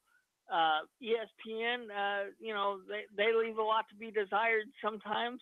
I mean, you got to give credit where credit is due. Although I wonder if the news that came out today is going to have any effect on what Showtime is doing. It looks like Les Moonves is going to be shown the door at CBS. And, I wonder whoever takes over, whether that's going to affect what Showtime does in the future. But we'll have to wait and see. Listen, Robbie, you're a smart man, and I always listen to you because you always bring excellent points. When you see a fight that is a robbery, you always call it a robbery and give him mad credit. That's right. Sometimes, he passes out Beebs or the co-hosts minds. They don't bring it up, and you always do. But for the most part, what Jason and everybody got to understand as fans, it doesn't matter who network or who does it. All these fights supposed to happen. And if anything, they block it more for financial reasons that really help the fight happen. So rooting for a guy for a promoter itself doesn't make a lot of sense if you really love boxing. That's what it is. That's true. Anyway, but who do you got? Who do you got next week, Georgie? Listen, that's what I got to talk about. We got to go back a little bit. Because we got to talk about the Garcia Porter fight. Okay. I was picking Porter by pie bet. And I got dodged. So I want to call the commission and give a formal complaint against Eric. Oh. And an investigation must be launched. Beeb Industries will be in charge of the investigation. If you want, I can give you the results now. And how come Beeb Enterprise is so quiet over there? What's going on, Beeb? I'm just happy to hear you in a good mood, man. I don't want to rile you up. I like this nice, pleasant Georgie. Mellow Georgie. I like it. Yes, I had a good weekend. No, but me and Beeb, listen, guys, me and Beeb, we got a pie bet. Do we have a pie bet for the coming fight, Beebs? What do you want? You got Canelo? Official. I don't know. We got video back. I'm gonna have to check these videos out. Yeah. Who do you got? You got Canelo, right? Canelo by robbery. Like. All right. I'll take that. I'll take that bet. I'll put the Beeb title on the line. That's right. You guys got to face each other before you get a shot at the champ. Because we'll have an elimination matchup so we can fight Eric. Both of you guys come up short when you're looking at the champ. We'll give you your respect every. That's right. Title Town. That's right. Title Town. Yeah, I like Golovkin next week. A lot of people like Canelo. That's interesting. Oh well. Yo, Beeb, listen. Yes, sir. If it happens to be a draw, I still win because I say it's gonna be a robbery. Okay. Well, I think a draw will kind of wash everything away, man. I don't like that now. Well, hey, Georgie, I don't want to even see it go 12 rounds. I want a knockout. We could say. That's going to go 12 rounds. Like you say, Robbie, this is the cash cow we're talking about, man.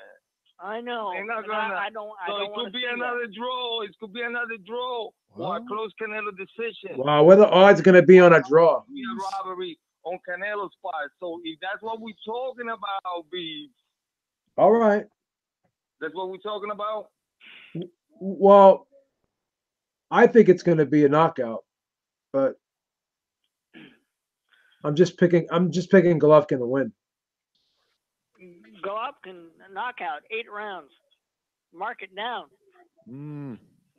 I mean, it doesn't have to be a knockout, because then you know what I'm saying. I just want to make sure So these guys are just picking winners. So Georgie's got Canelo. Georgie's got Canelo. So you got Canelo, I got Golovkin. If it's a draw, I win. If it is a draw, I win. Why? Why do you win if it's a draw? I win. Why do you win if it's a draw?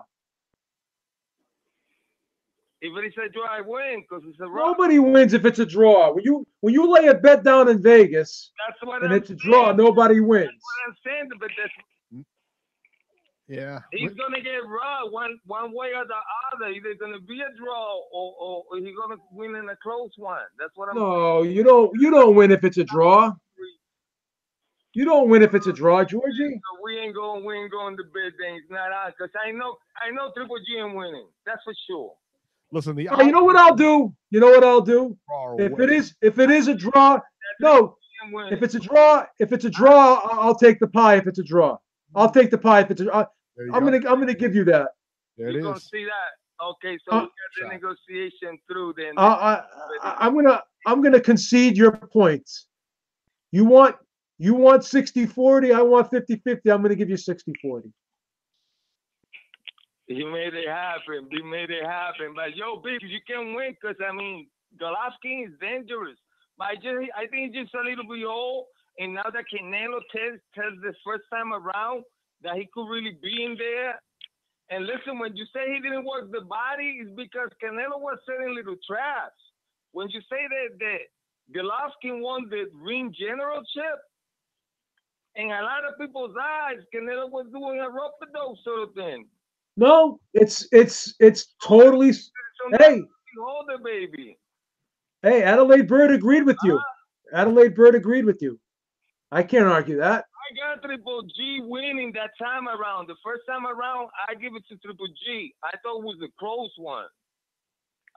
But this is the thing. Sometimes we get this close fight like the Porter, Danny Garcia shit. But people who know boxing should know who really wins in these so-called close fights. Who'd you have winning that fight, Georgie? Sometimes that he said, How'd you score that? Listen, what I always be saying about the jump from 140 to 147. Yeah, you were never a big Garcia fan. Listen, Danny Garcia will never going to have a clean win against any of these top guys at 147. Wow. And Angel Garcia can cry, moan, and bitch all he want and all he want to talk about, but Danny Garcia is flat-footed. And this dude is just becoming really big. Because all these 147 right now, eventually they're going to be the 154, 160. And that's that. All right. So, okay. I don't know, man. Listen, but I'll let you guys go because I got to keep doing what I got to do. And all right. See you guys next week. Look at the bet I just got myself into. If it's a draw, I lose. That's tough. That's tough right there. Yeah. Wow.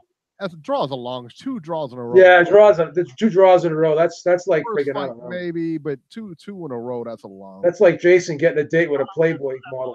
Yeah, or at all. I'm worried about it. That's why I wanted to be over before 12. That's how he's got all this time to surf the internet. I know. It's not quite. 805. 805. You're live. Hey, Nacho. Hey guys, what's up? What's up, Notch? Nacho. Nothing much. Come on, buddy. Kick some knowledge, baby. Last night, as far as the fights last night, pretty much there was really no surprises. All of them kind of went along the way as far as how I picked them. The only surprise was the Garcia Porter fight. I thought Garcia was going to find a way to win a decision, and I was a bit surprised that he ended up losing that fight. It was close enough to where, you could make a case for either guy, but I honestly feel like Garcia gave that fight away towards the end. He waited too long. He didn't throw enough. Like, he was very measured and calculated with his punches, and you're not going to beat a guy who is basically just, going for broke like Porter was, as far as throwing a lot and making himself look like he was the aggressor. the whole second half of the fight. So I give Porter credit. He outworked and he out-hustled Garcia, but I honestly think Garcia gave that fight away. But it's a good thing for Porter because now, with him winning that title, he'll get at least a couple of, big paydays before he ends up losing that belt to Spence at some point along the line. No, it'll be a one-off because it looks like Porter Spence will be next, Nacho, from the way they talked last night. Yeah, I know he went in the ring and he called him out, but I wouldn't be surprised if the Porters went out of their way to ask for an optional defense first before they take on Spence. That's just my feeling on it. I don't think they're going to go directly into it unless they just offer Porter, an amount of money he's not going to be able to turn down. So I just have a feeling that they're going to ask for an optional defense first, and then eventually they'll fight Spence, so that way he at least gets a couple of paydays out of it before he he loses that belt to Spence. As far as the other two fights, Kawalnacki, or I don't know what they called him. Kanofsky. Kanofsky, the heavyweight. Kanofsky, there you go. Kanofsky. Yeah. I think the guy looked all right. He did a decent job. I think he could have gotten Martin out of there if he would have been in better shape. Like, the kid is the 260-pound plus range, and you could tell that the weight was a big factor in him running out of gas towards the end of the fight. Had he probably been at least 20 pounds lighter, he probably stops Martin, because Martin wasn't doing a whole hell of a lot other than landing the occasional left hand or right hook.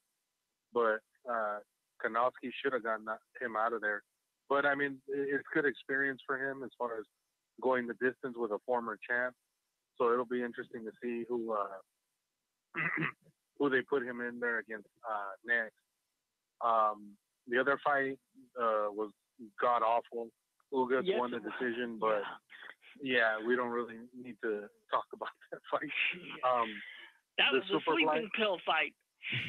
Yeah, the Superfly card, Inoka looked good against Arroyo, and he did enough to win that fight.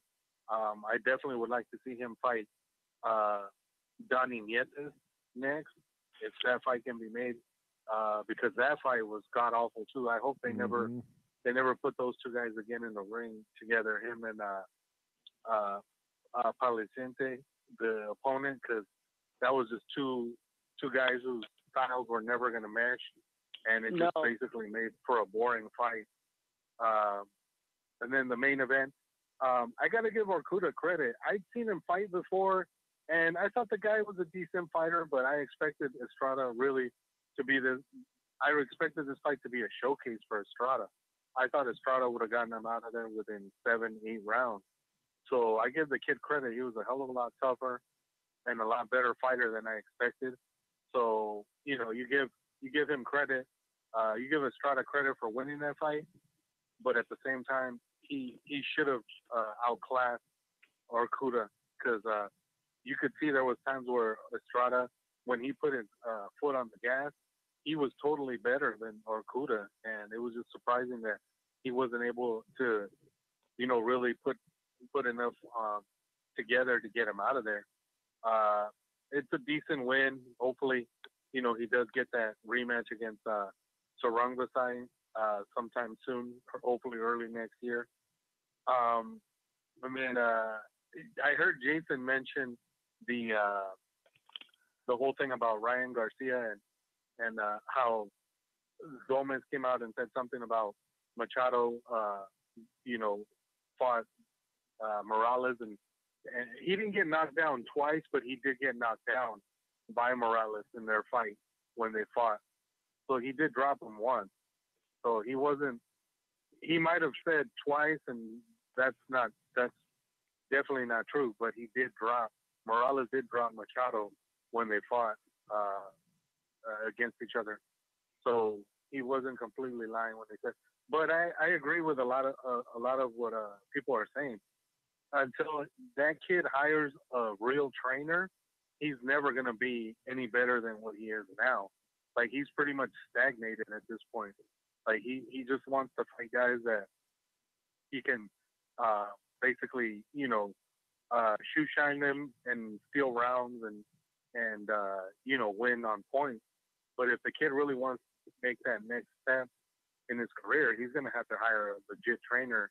Some people were reporting that his father was no longer the trainer, but whoever is his trainer now isn't exactly doing a great job either. So they need to get somebody in there who's not going to be a yes man, and I think they need to give the kid somebody like Joel Diaz or Robert Garcia or someone of that ilk, someone who's not going to put up with his bullshit. Man, Nacho, I was just going to say those two guys. Yeah, either one of those two guys would be good for him. Yeah, I think one of those two guys would definitely clean up a lot of the mistakes and a lot of the holes that he has in his game in order for him to get better. And then as far as the fights this weekend, I think Sullivan and Lemieux should be an entertaining fight. I'm picking Lemieux to win that fight. I think he stopped Sullivan in a war, probably in round 10. In the other fight, I kind of agree with you, Robbie. I think Chocolatito's on the other side of the hill. Yeah, he's on a banana peel.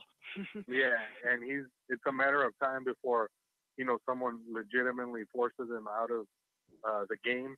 I thought Rungvisai already did that, Nacho. I don't think he should be in this fight.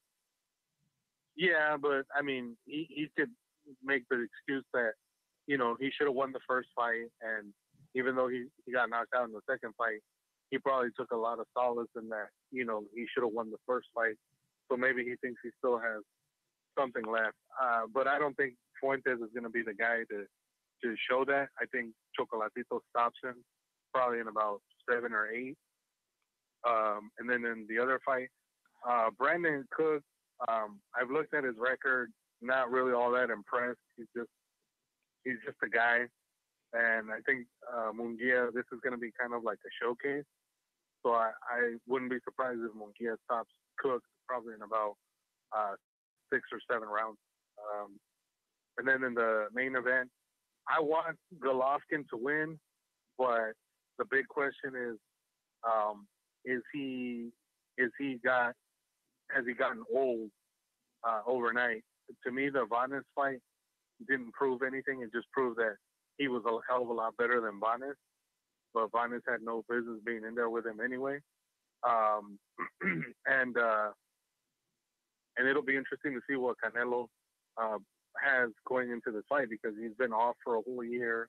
He had knee surgery, and he definitely is going to have some rust from not having fought for a whole year. So if Golovkin is going to beat him, I think he's got to go out there and get a fast start in order to get to Canelo a lot quicker. He's got to cut off the ring and get to him and just be overly aggressive and eventually try to stop him. Like you said, Robbie, if this ends up going to a decision, he's going to get robbed again, I think.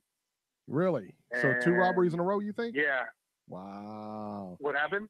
So who do you think? Yeah, who do you think wins that fight? Do you think Triple G wins that fight, or Canelo wins the fight? I'm picking Golovkin. Okay. But if he wins, he's going to get a late stoppage. It'll probably be like in the 10th or in the 11th if he wins. So I'm going with a TKO, probably like 11. Okay. Now, are you gonna pay? Are you gonna pay for this, Nacho? Normally I would, but I'm actually going to a fight party to go watch it. Oh, so okay. I'll be with a group of friends watching the fight. And well, thanks for inviting me, I Nacho. agree with you guys, though. Yeah, thanks for inviting me to your What fight happened? party. I said thanks for inviting me to your fight party. Yeah, no, I got to pay the full Well, you should 85. jump on Thanks, a man. plane, Eric, and It's all good, fly, man. No, 5 don't worry hours. about it. It's all no. You know what? I shouldn't have to invite myself. I'm just saying, whatever. You know. Real quick, guys. I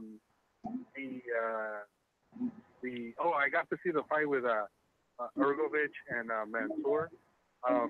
What did you think of that guy? Kid, Yeah, the guy Ergovic. yeah. He seems like he's got talent, but he seems like a project right now. He does, I was doesn't he? watching that fight, and the guy looks like, he needs to basically work on a lot of things. Like, he doesn't throw a really great jab. He keeps his hands down really low, which makes him easy target to get hit. Yep.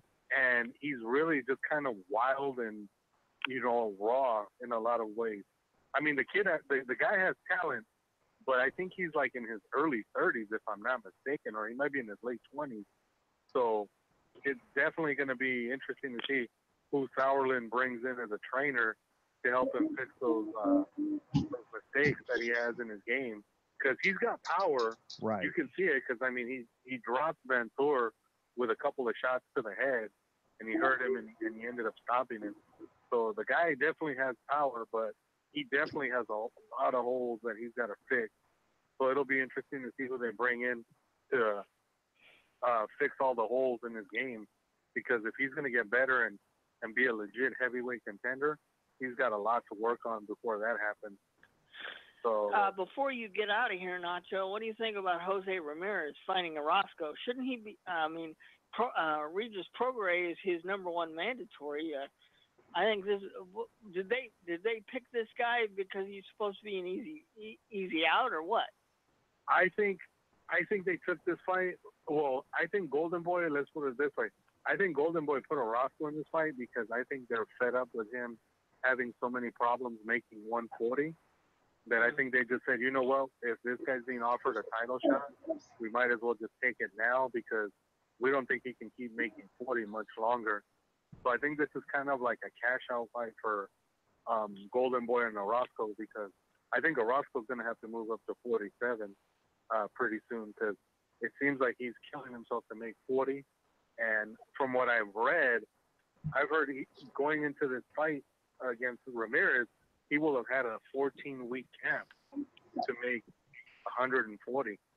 So anytime a guy has to, have that kind of a camp to make weight, that usually means that he doesn't belong in that weight class anymore. So I think Ramirez should win the fight. I'd say he probably stops him in about 9. I think he stops Orozco in about 9. Okay. All right. Thank you so much, Nacho. Yeah. Thank you for the call, buddy. Good call, Nacho. We'll see you next week. All right, man. I've been informed by the chat that Corey is on hold. Yeah, Corey always says he's on hold. We'll bring him in. Corey, 804. What's up, man? Hey, we're good, Corey. Bingo! Yeah, man. It's all good, man. Damn, Danny Garcia lost, man. Good fight. It was close. Close fight. 2 losses now, man. Oh man, it ain't. I mean, Danny Garcia is one of my favorite fighters, but it was a tough bat.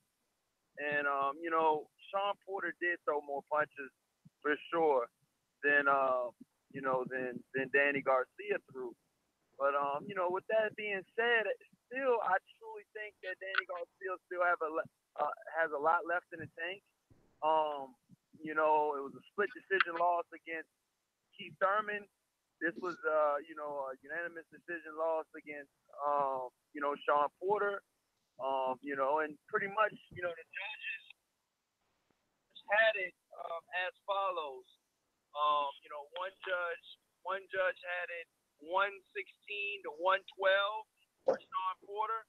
One judge had it 115 to 113 Shawn Porter, and the other judge had it 115 to 113 for Shawn Porter.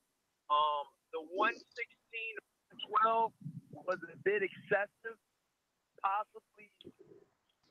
I don't want to, I don't want to go too hard on the judges, man, but 116 to 112, man, you're pretty much giving Shawn Porter, like literally giving him 1 or 2 rounds, because my personal opinion is I think Danny Garcia at least did enough to get a draw.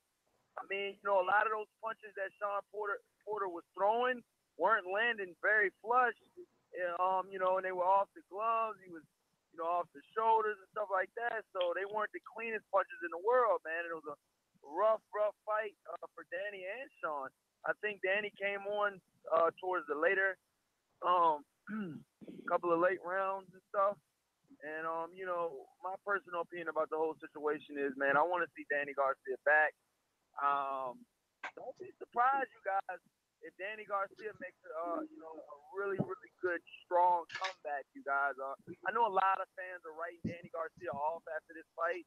But I still think he has a lot left in his tank, man. I've already seen videos of Danny Garcia. There's guys on YouTube making retirement videos with Danny Garcia because he got two close losses. In my opinion, they were both close. They were both close. You know, and both fights could have won. What's up? They were both close losses for sure. But I don't think 116, 112 is that, you know, it's not that much of a stretch. I'll be honest. I thought you could have gave Porter another 1 rounds. Yeah, man, that's what I'm saying. Like, you know, with the whole situation, you gotta understand.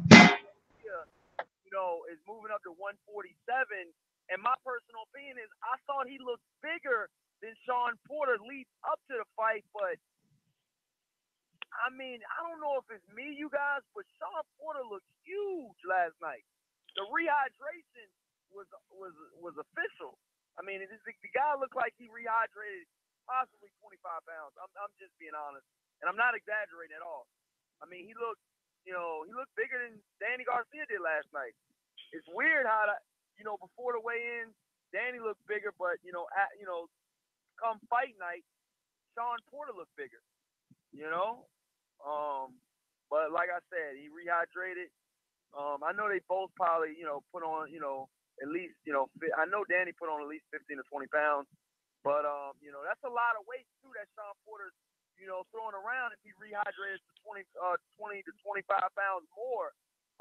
That's a lot of weight thrown at Danny Garcia being a smaller fighter and Shawn Porter coming up from a higher weight division coming down.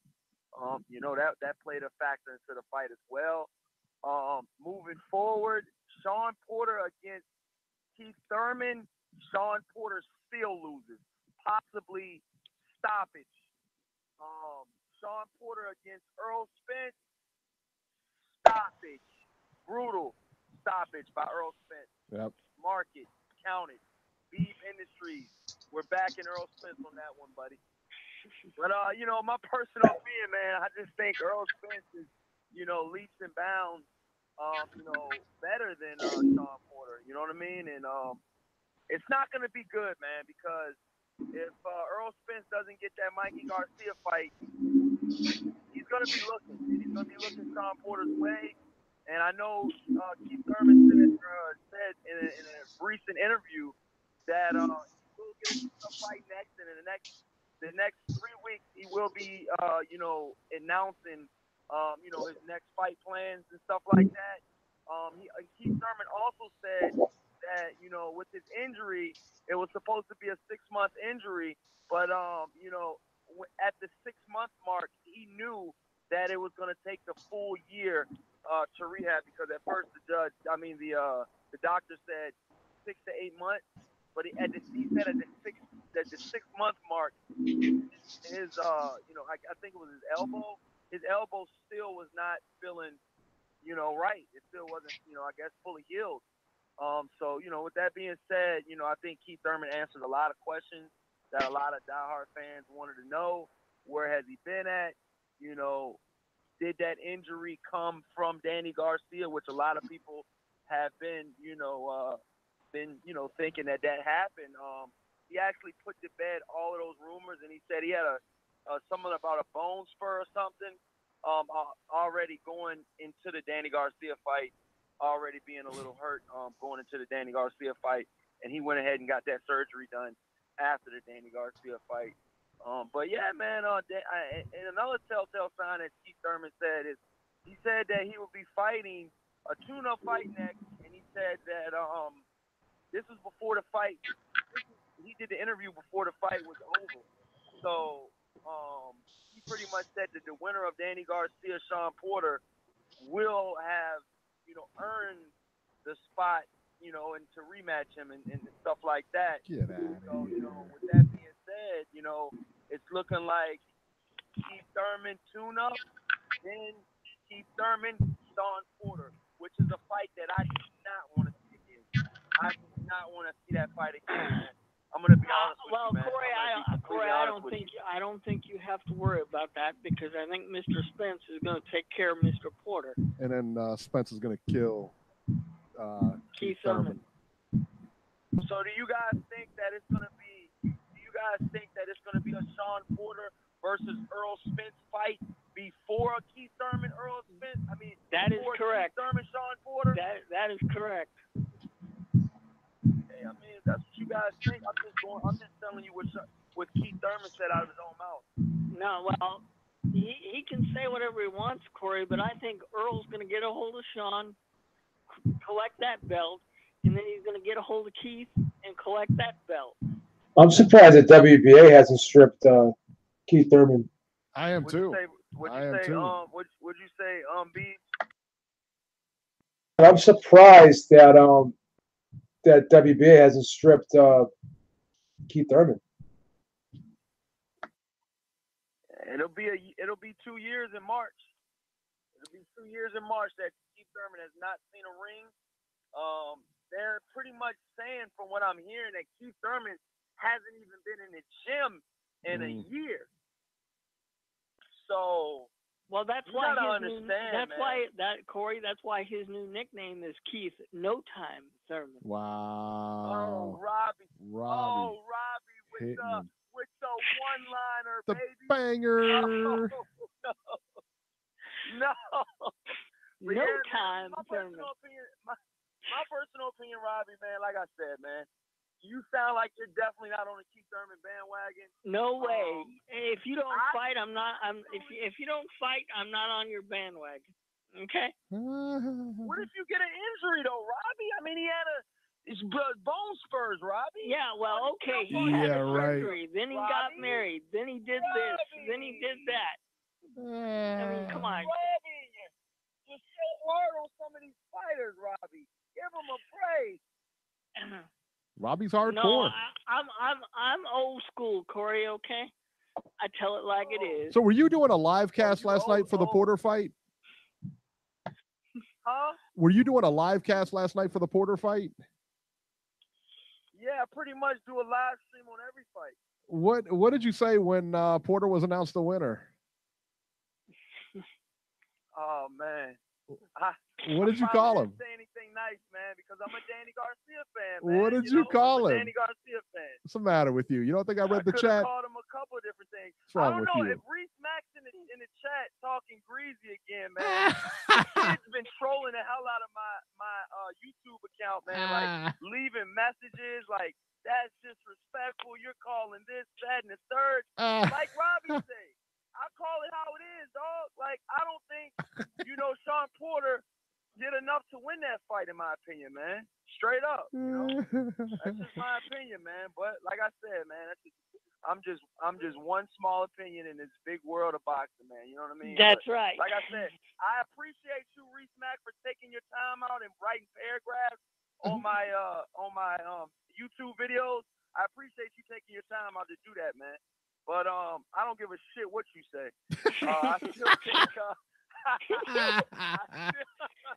Be sure to follow Corey Lee Boxing, folks. That's what you get. Baby. That's it. Hey, where can we find you, Corey? Man, where can we find you? Where can we find you? You can find me at Corey Lee Boxing on YouTube and on Instagram. And yeah, man, trolls come on my 90 channel seconds. Daily. And like I said, man, it is what it is. You're not gonna agree with everything I say, and I think that's kind of makes it fun, man. That makes it definitely fun and stuff like that. I think it, like I said, if we all agree with each other, man, it'll just be an awful show, man. So yeah, man, like I said, and the fight coming up, the Canelo Alvarez versus Triple G fight. You guys, real quick, who do you got? I have Triple G. I've got Triple G by vicious knockout. 60 seconds. You guys have a wonderful evening and have a good week, you guys. All right, you too, but on Mexican Independence Day, picking the knockout. Wow. You too, Robert. You too. Disrespecting Mexican Independence Day. I want to see him on his back or on his face. How dare you? How dare you? D-Style. 915, you're on. What's going on, guys? What's going on? What's up, man? Hey, go ahead. What's up? Well, first of all, right, something I want to say, because I keep hearing this narrative over and over and over. I don't know what people see when they watch Porter fight. Look, Porter isn't going wild, 10 throwing seconds. haymakers, and he's not throwing punches with he doesn't close his eyes and just throw punches. Okay, I actually did a play-by-play of the fight yesterday. By the way, I saw Porter hit Danny with tremendous body punches, great body work. Okay, I saw him go downstairs, upstairs, hit Danny with hooks. I saw him hit Danny with right hands. I saw him out-jab Danny in many of those rounds. Even outbox Danny from the outside, something I heard a lot of people said he couldn't do. Right? I saw him on his toes. I think Porter looked really good. And when people say things like, "Well, Danny just let it go," I don't get it. I mean, he let the fight go. What does that even mean? All right, Danny couldn't keep up with the pace, man. It's a race, okay? He couldn't make it to the finish line on time. That's it. All right, he got outboxed, man, in that fight. I scored it 8-4. I don't think it's a difficult fight to score, and I don't think it was controversial whatsoever. I know Ray Charles is in the chat saying he saw Danny win at 8-4, but I don't know what he saw. But we all know Ray Charles is blind. I think he's dead too. I'm not sure. I don't know. Yeah, but I'm just saying, because I heard, I don't know who it was, like a caller or two ago say, Corey. Yeah, Corey had him winning. Porter yeah. was scoring for broke. What does that even mean? Like, do you really think Porter just closes his eyes and just randomly throws punches wherever and just see where they land? These are very calculated punches. Porter has they were his own calculated style. punches. He threw them with intentions, and they landed where they were intended to land. If anything, it was Danny that hit Porter with a wild punch. That's when Danny got hit with a big headbutt, because he hit him with his wrist and bounced Porter's head up to his face, his own face, that is. So it's kind of interesting to me. But I just find that for whatever reason, if you don't box like Floyd Mayweather, or if you don't have a style where you just pick your shots and you're not as active, all of a sudden you're not technical. All of a sudden you don't have boxing skill. In my opinion, at least half of those rounds, Porter outskilled Danny Garcia in that ring, right? And the reason he won is, yes, he was more active. Danny cannot fight. He can't be that active. And he couldn't throw as much because he was getting hit to the body. It wasn't a decision he made. Like, fighters don't sit there and, I could really win this fight, but I think I'm just going to let this one go. That's not the way it works, all right? So the way I see it, he didn't want to get hit to the body. He had to be careful with that. So he had to pick his shots. And to be honest, in some rounds, Danny was missing a lot more wildly than Porter was, that's for sure. D-Style, who do you have in the big fight coming up? Canelo Triple G. Canelo's going to win that fight, okay? You want to win money, you listen to D-Style. Canelo's going to win. Everybody's talking about Gennady Golovkin going to knock him out, right? Why? Because he knocked out freaking Vanes? All of a sudden, because he knocked out Vanes, he's going to knock out Canelo. He didn't come close to knocking out Canelo in the last fight. All of a sudden, a year later, he's going to knock him out.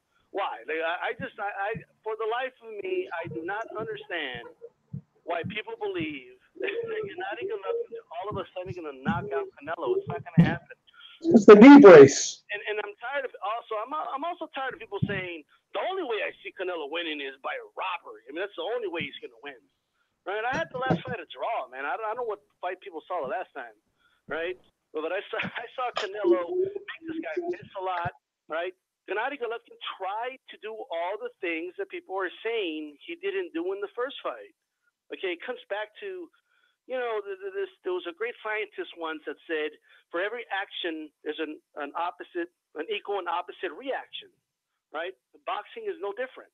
The reason, Gennady Golovkin didn't look like the terrible and unbelievable punching machine Gennady Golovkin against Canelo is because he had a better fighter in front of him, right? It's the halo effect. Of course he's going to look good against Vanes.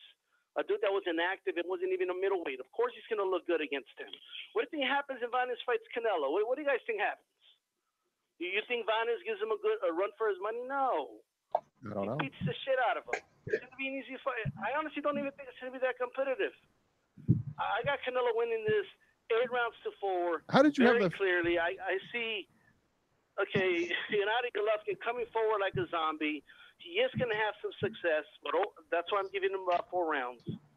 Right? And in the end, you're going to have a lot of Gennady Golovkin fans saying the same thing. I don't understand. I mean, Canelo's right there. I just don't understand why he made the decision to just let that fight go. I don't think. This is a prediction. It's not a prediction. Instrument now. Maybe it's the drums, Joe. You're going to have all these dudes picking Golovkin. This is what they're going to be saying next week on your show. To be honest with you, I don't think Canelo really won. I think, Gennady Golovkin gave the fight away. I think he gave the fight away. That's what they're going to say. Oh, Joe, it's an instrument. They're not going to understand why this guy couldn't put Canelo down, why he couldn't hurt him. They're not going to understand why he wasn't throwing as much. They're not going to understand why he was missing so much.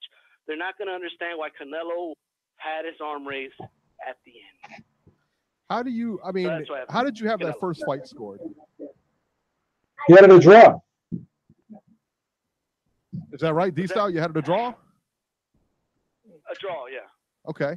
And that's ironic, Eric, because remember the first fight I picked Triple G to win, and I ended up scoring it for Canelo. Yeah.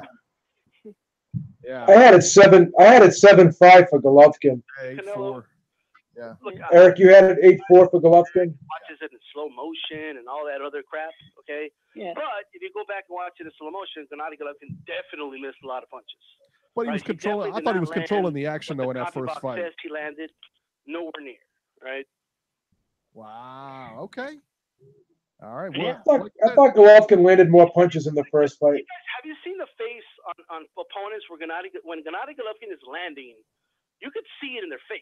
Like, you know what I mean? You could see it in their body. There's redness on the side. Their face is collapsing. Okay. Canelo had a shiner. Canelo had a little bit of a shiner in that fight. He had a shiner. Okay. Canelo was clean in that fight. Okay. He came out. Canelo He had a little shiner. He had a little shiner under the eye. There's a little puppy under the eye. But that's it. That's it. That's all you had.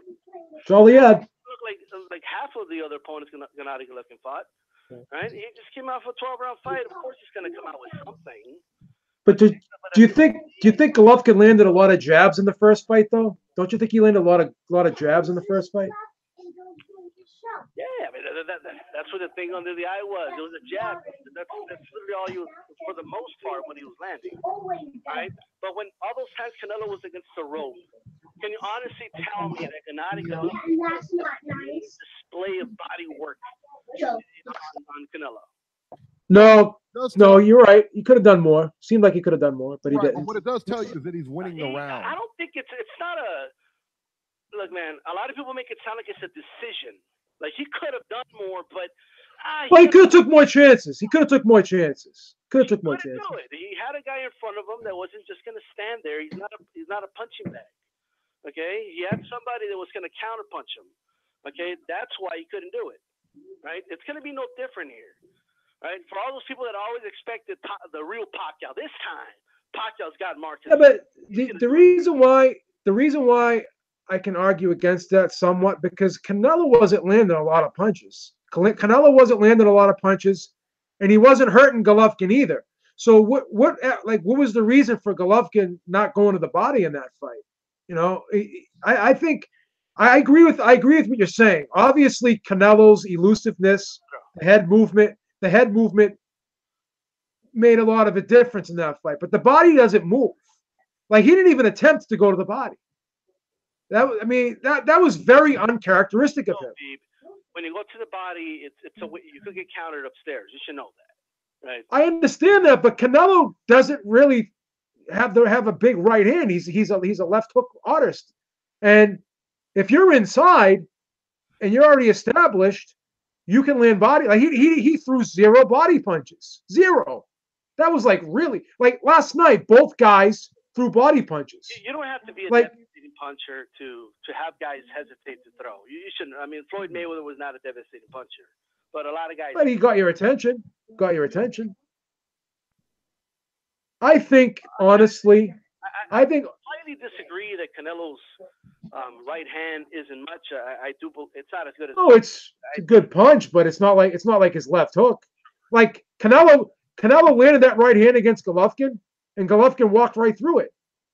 Yeah, that's walked right through it like it was candy. Well, he sure didn't. Look, man, if he could have walked, look, I honestly believe if he felt what Canelo had, right, and it was nothing, he didn't feel nothing at all, he would have walked through him in that fight. There's no reason he would have done it, right? It's this idea that, well, he just decided not to do it, or I don't understand. I mean, why didn't he just do it? There's a reason for that. Oh, of course. And I think of course. I really do. Of course. They're already making. You already see the building excuses. The last caller just said, "Yeah, I got Gennady Golovkin winning by knockout with confidence," and then what did he say? Unless he's old, unless he's old overnight, then probably not. Hey, if Canelo does, the only way Canelo's gonna win is if the judges are bought out, and if Gennady Golovkin has got old overnight, because when they don't see what they think they're gonna see on Saturday, they're gonna come back, okay? Not just on your show, on the YouTube channels, and they're gonna be saying things like, "Man, I just don't understand. Canelo wasn't hurting him. Why didn't he just do more? I don't get it." Right? Well, while you guys figure that out, okay? Canelo and people that pick Canelo to win, well, we'll be right. We'll be hung over. But be able to call it. But can we argue though? Can we argue that some fighters in fights do make tactical errors? They don't. They fight the wrong. Like Terry Norris, when Terry Norris fought Simon Brown the first fight and he got knocked out, he stood right in front of him. He didn't box, and then he boxed him and he won all 12 rounds in the rematch. Can we argue that fighters make tactical errors, that they make mistakes? We always fight. He came forward. You didn't see him on his toes trying to box Canelo from the outside the whole time. I thought that he didn't go inside as much. I thought he had Canelo on the ropes and he didn't go in. He stood on the outside and just jabbed him. That was very uncharacteristic. I know you're saying that Canelo, but Canelo was making Golovkin miss, and he wasn't counterpunching him. Like Canelo let Golovkin off the hook a lot in that fight. He made him miss, and he wasn't making him pay a lot of times. Like he would be on the ropes, and he'd just be slipping punches. Like Canelo landed shots in the center of the ring. He wasn't landing punches when his back was on the ropes. If you watch it. I'll tell you what, man. You just mentioned the tactical error. You just mentioned something Canelo could do to improve and even do better in the rematch. Okay, because we already know he can. He could have counterpunched him, but I think that there's a little more to it. But at the end of the day, the fight's going to happen, right? We could sit here, we could argue about it all day. They're going to actually fight, So Saturday we're going to see. Okay, this is all I ask, okay? Enough of the building excuses. You don't hear me saying things like, "Oh, Canelo's gonna win," but man, if whatever, unless he was paid off to lose or like something like that. Like I don't want to hear that crap. Right? I agree. You got to pick a guy and you just got to accept it. Like I picked Garcia yesterday. Porter won the fight. Can't make excuses for Garcia. He lost the fight. I don't need like a loss is a loss because I bet on these fights. I can't go. I've heard the last few callers. No, I know. I agree with you. I hate when people do that too. They're wrong, all right? And I'm just not gonna let them off the hook. Okay. No. Right now. You can't make a prediction. Okay. Yeah, you can't. If you call in, okay, B might not call you out. Eric might not call you out, okay, but I'm going to call you out, okay? I'm just saying, right? So D-Style has called you guys out.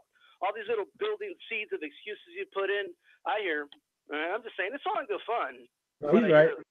Right? No, I hate that too. I hate when you ask someone who's going to win, and they go, well, if this guy does this, he's going to win. Well, if this guy does that, he's going to win. No, I didn't ask you how either guy can win. Who's going to – I hate when people do that. I'm picking Golovkin by knockout next week, and if it doesn't happen, it doesn't happen. It's just it is what it is.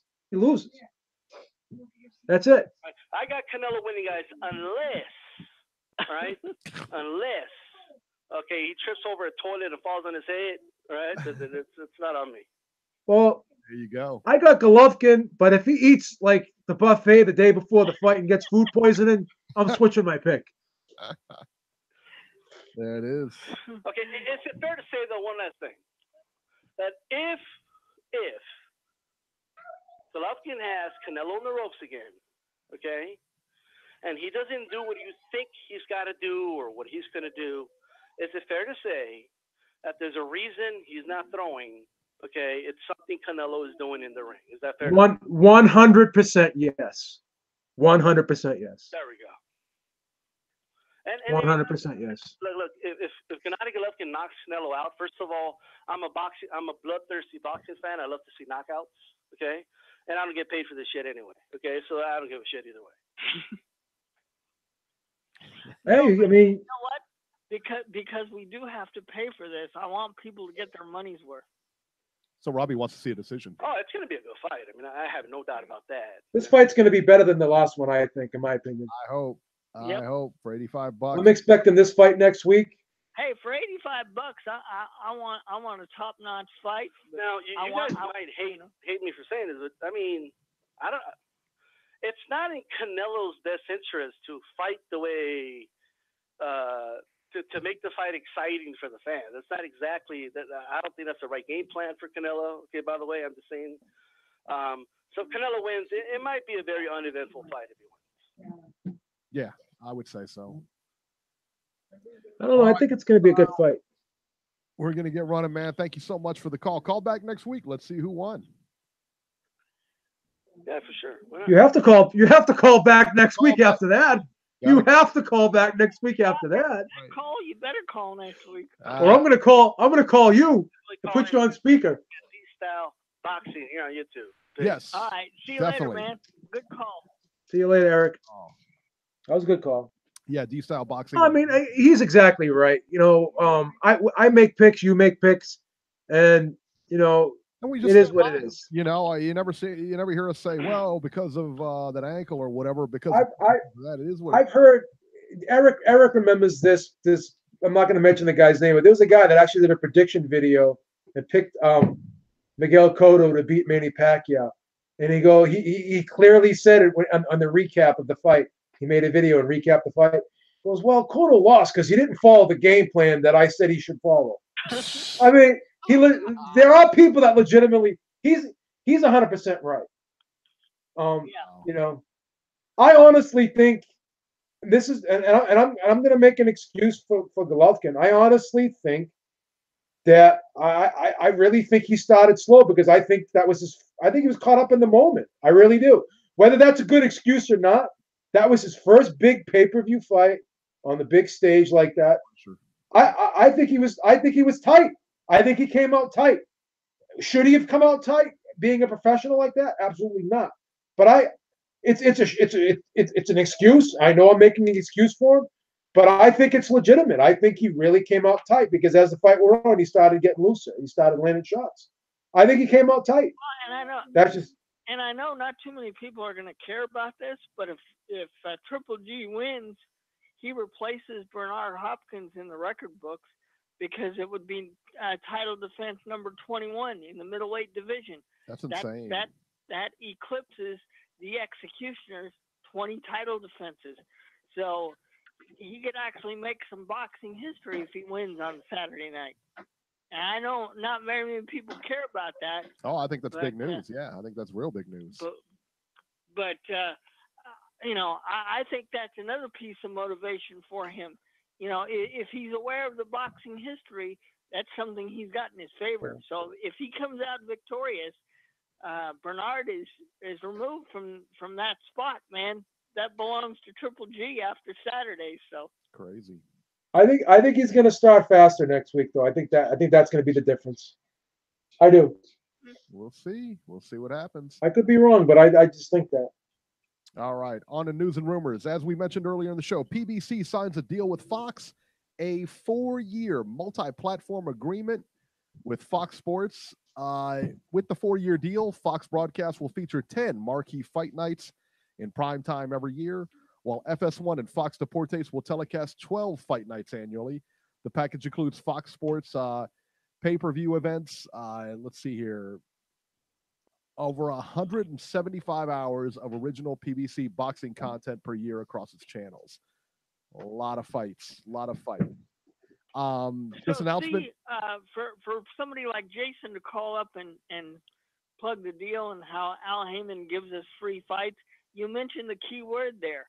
That means some of the fights that Al puts together, guess what, people? We're going to have to pay for. Yeah. And then this announcement comes just days after the PBC announced a 3-year extension of its partnership with Showtime. So I think it's a really good deal. I think it puts puts boxing out there. In fact, on Fight News, Carl Freitag, I think who runs Fight News, I believe he does anyway. He wrote an article that was really interesting. I retweeted it out. It said, with the advent of streaming, fight fans can see upwards of 200 fight cards this year. And then ESPN, Fox, Showtime, DAZN, HBO, Cloud TV, Telemundo, Estrella TV, beIN Sports, Facebook Watch. And there's also HBO pay-per-view, Showtime pay-per-view, ESPN pay-per-view, right. Ring TV, PBC on Bounce, Mayweather Promotions, Facebook streams, The Contender on Epix, and there's a new undercard boxing app. I mean, so that's a lot of fights, man. I mean, that's a lot of ways to watch boxing. And I like it going to the stream because, you know, like I said, the fight with Amir Mansour the other day and, you know, Govich, it's like, you know, we couldn't watch it. I had to go to YouTube and watch it on somebody who was watching the fight, recorded on their TV, like filming as he's watching TV, you know, and you're watching it like that. So I think it's really cool that all these are coming down, and I'm excited about it. What about you, Rob? Are you excited?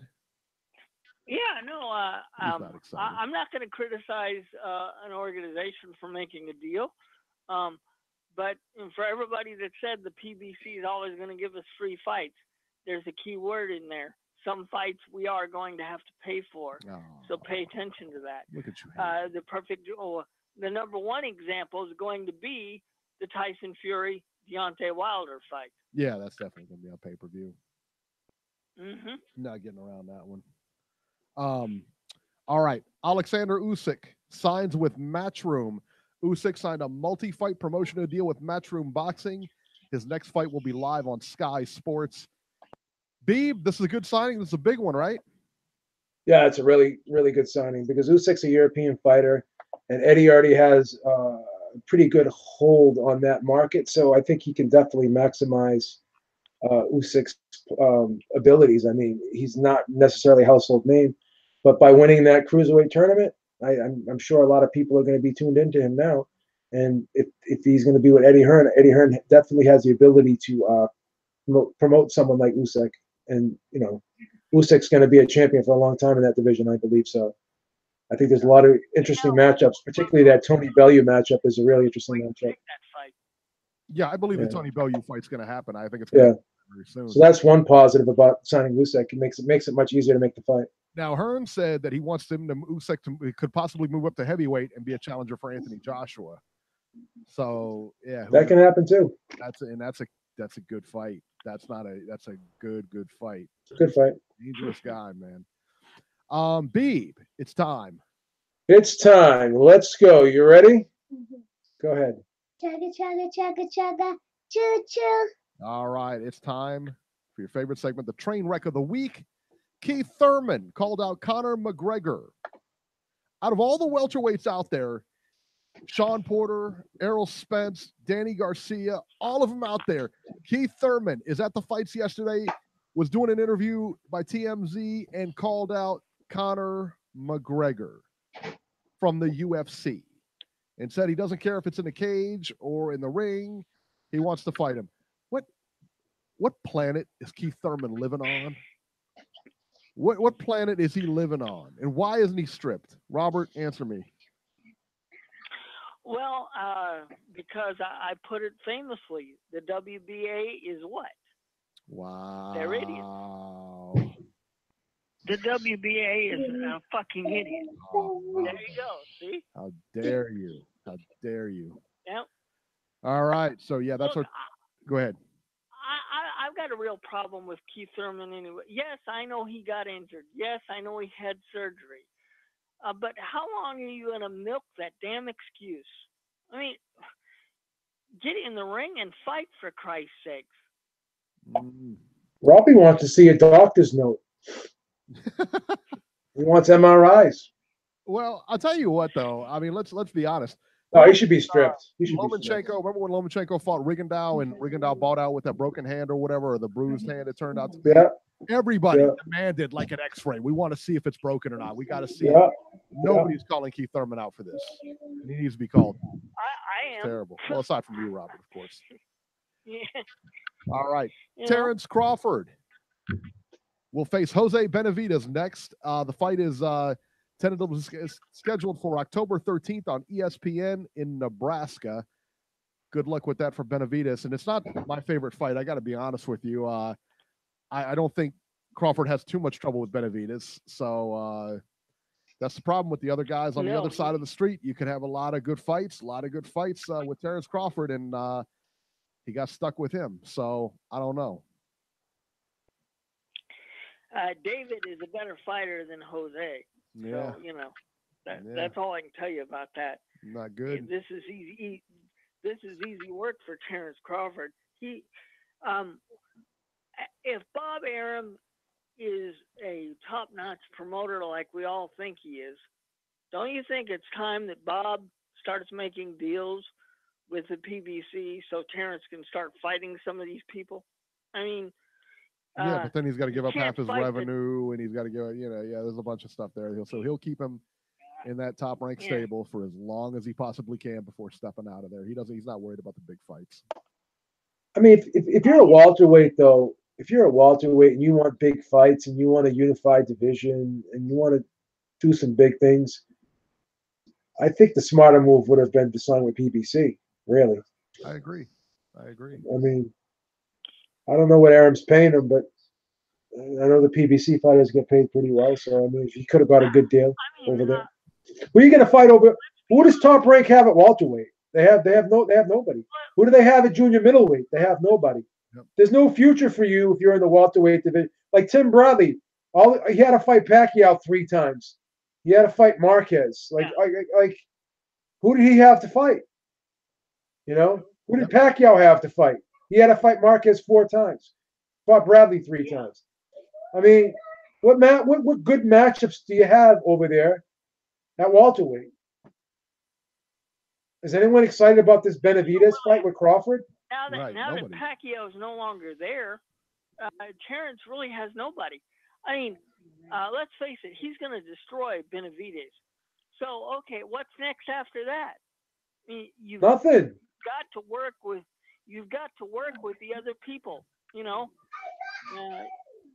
Benavidez is ranked number 14, I believe, 14 by the WBO. So this is a voluntary offense, I guess. I don't know. I'm not real excited about it, though. I'll tell you that. And I like Terrence Crawford, but, look, man, I mean, if Errol Spence goes on to fight Shawn Porter, I mean, you got to start looking at bodies of work here, who he's beaten and everything like that. I mean, and not that Crawford hasn't beaten anybody, but, when they do eventually face each other, I don't know, man. You got to look at somebody who's knocked out, who has beaten all these top guys, and you're fighting Benavidez. I don't know. Take it for what it's worth. That's my opinion. It's just a bad move. If you're a welterweight, you have an opportunity. That contract was up, and he stayed. He re-signed. That was just a bad move. Yeah. And Pacquiao re-signed too, and he regretted re-signing too. Yeah. I agree. All right, that'll do it for this edition of Ringside Reporter. As always, you can catch Robert on Twitter at Ringside Robert, or you can call Ringside Robbie's Corner at 917-259-1810. Leave him a message. You can catch Joe Habib on Twitter at JHabib1. Find his YouTube channel at beatingtheoddswithbeeb.com. I'm at Ringside 73, and we will see you next week.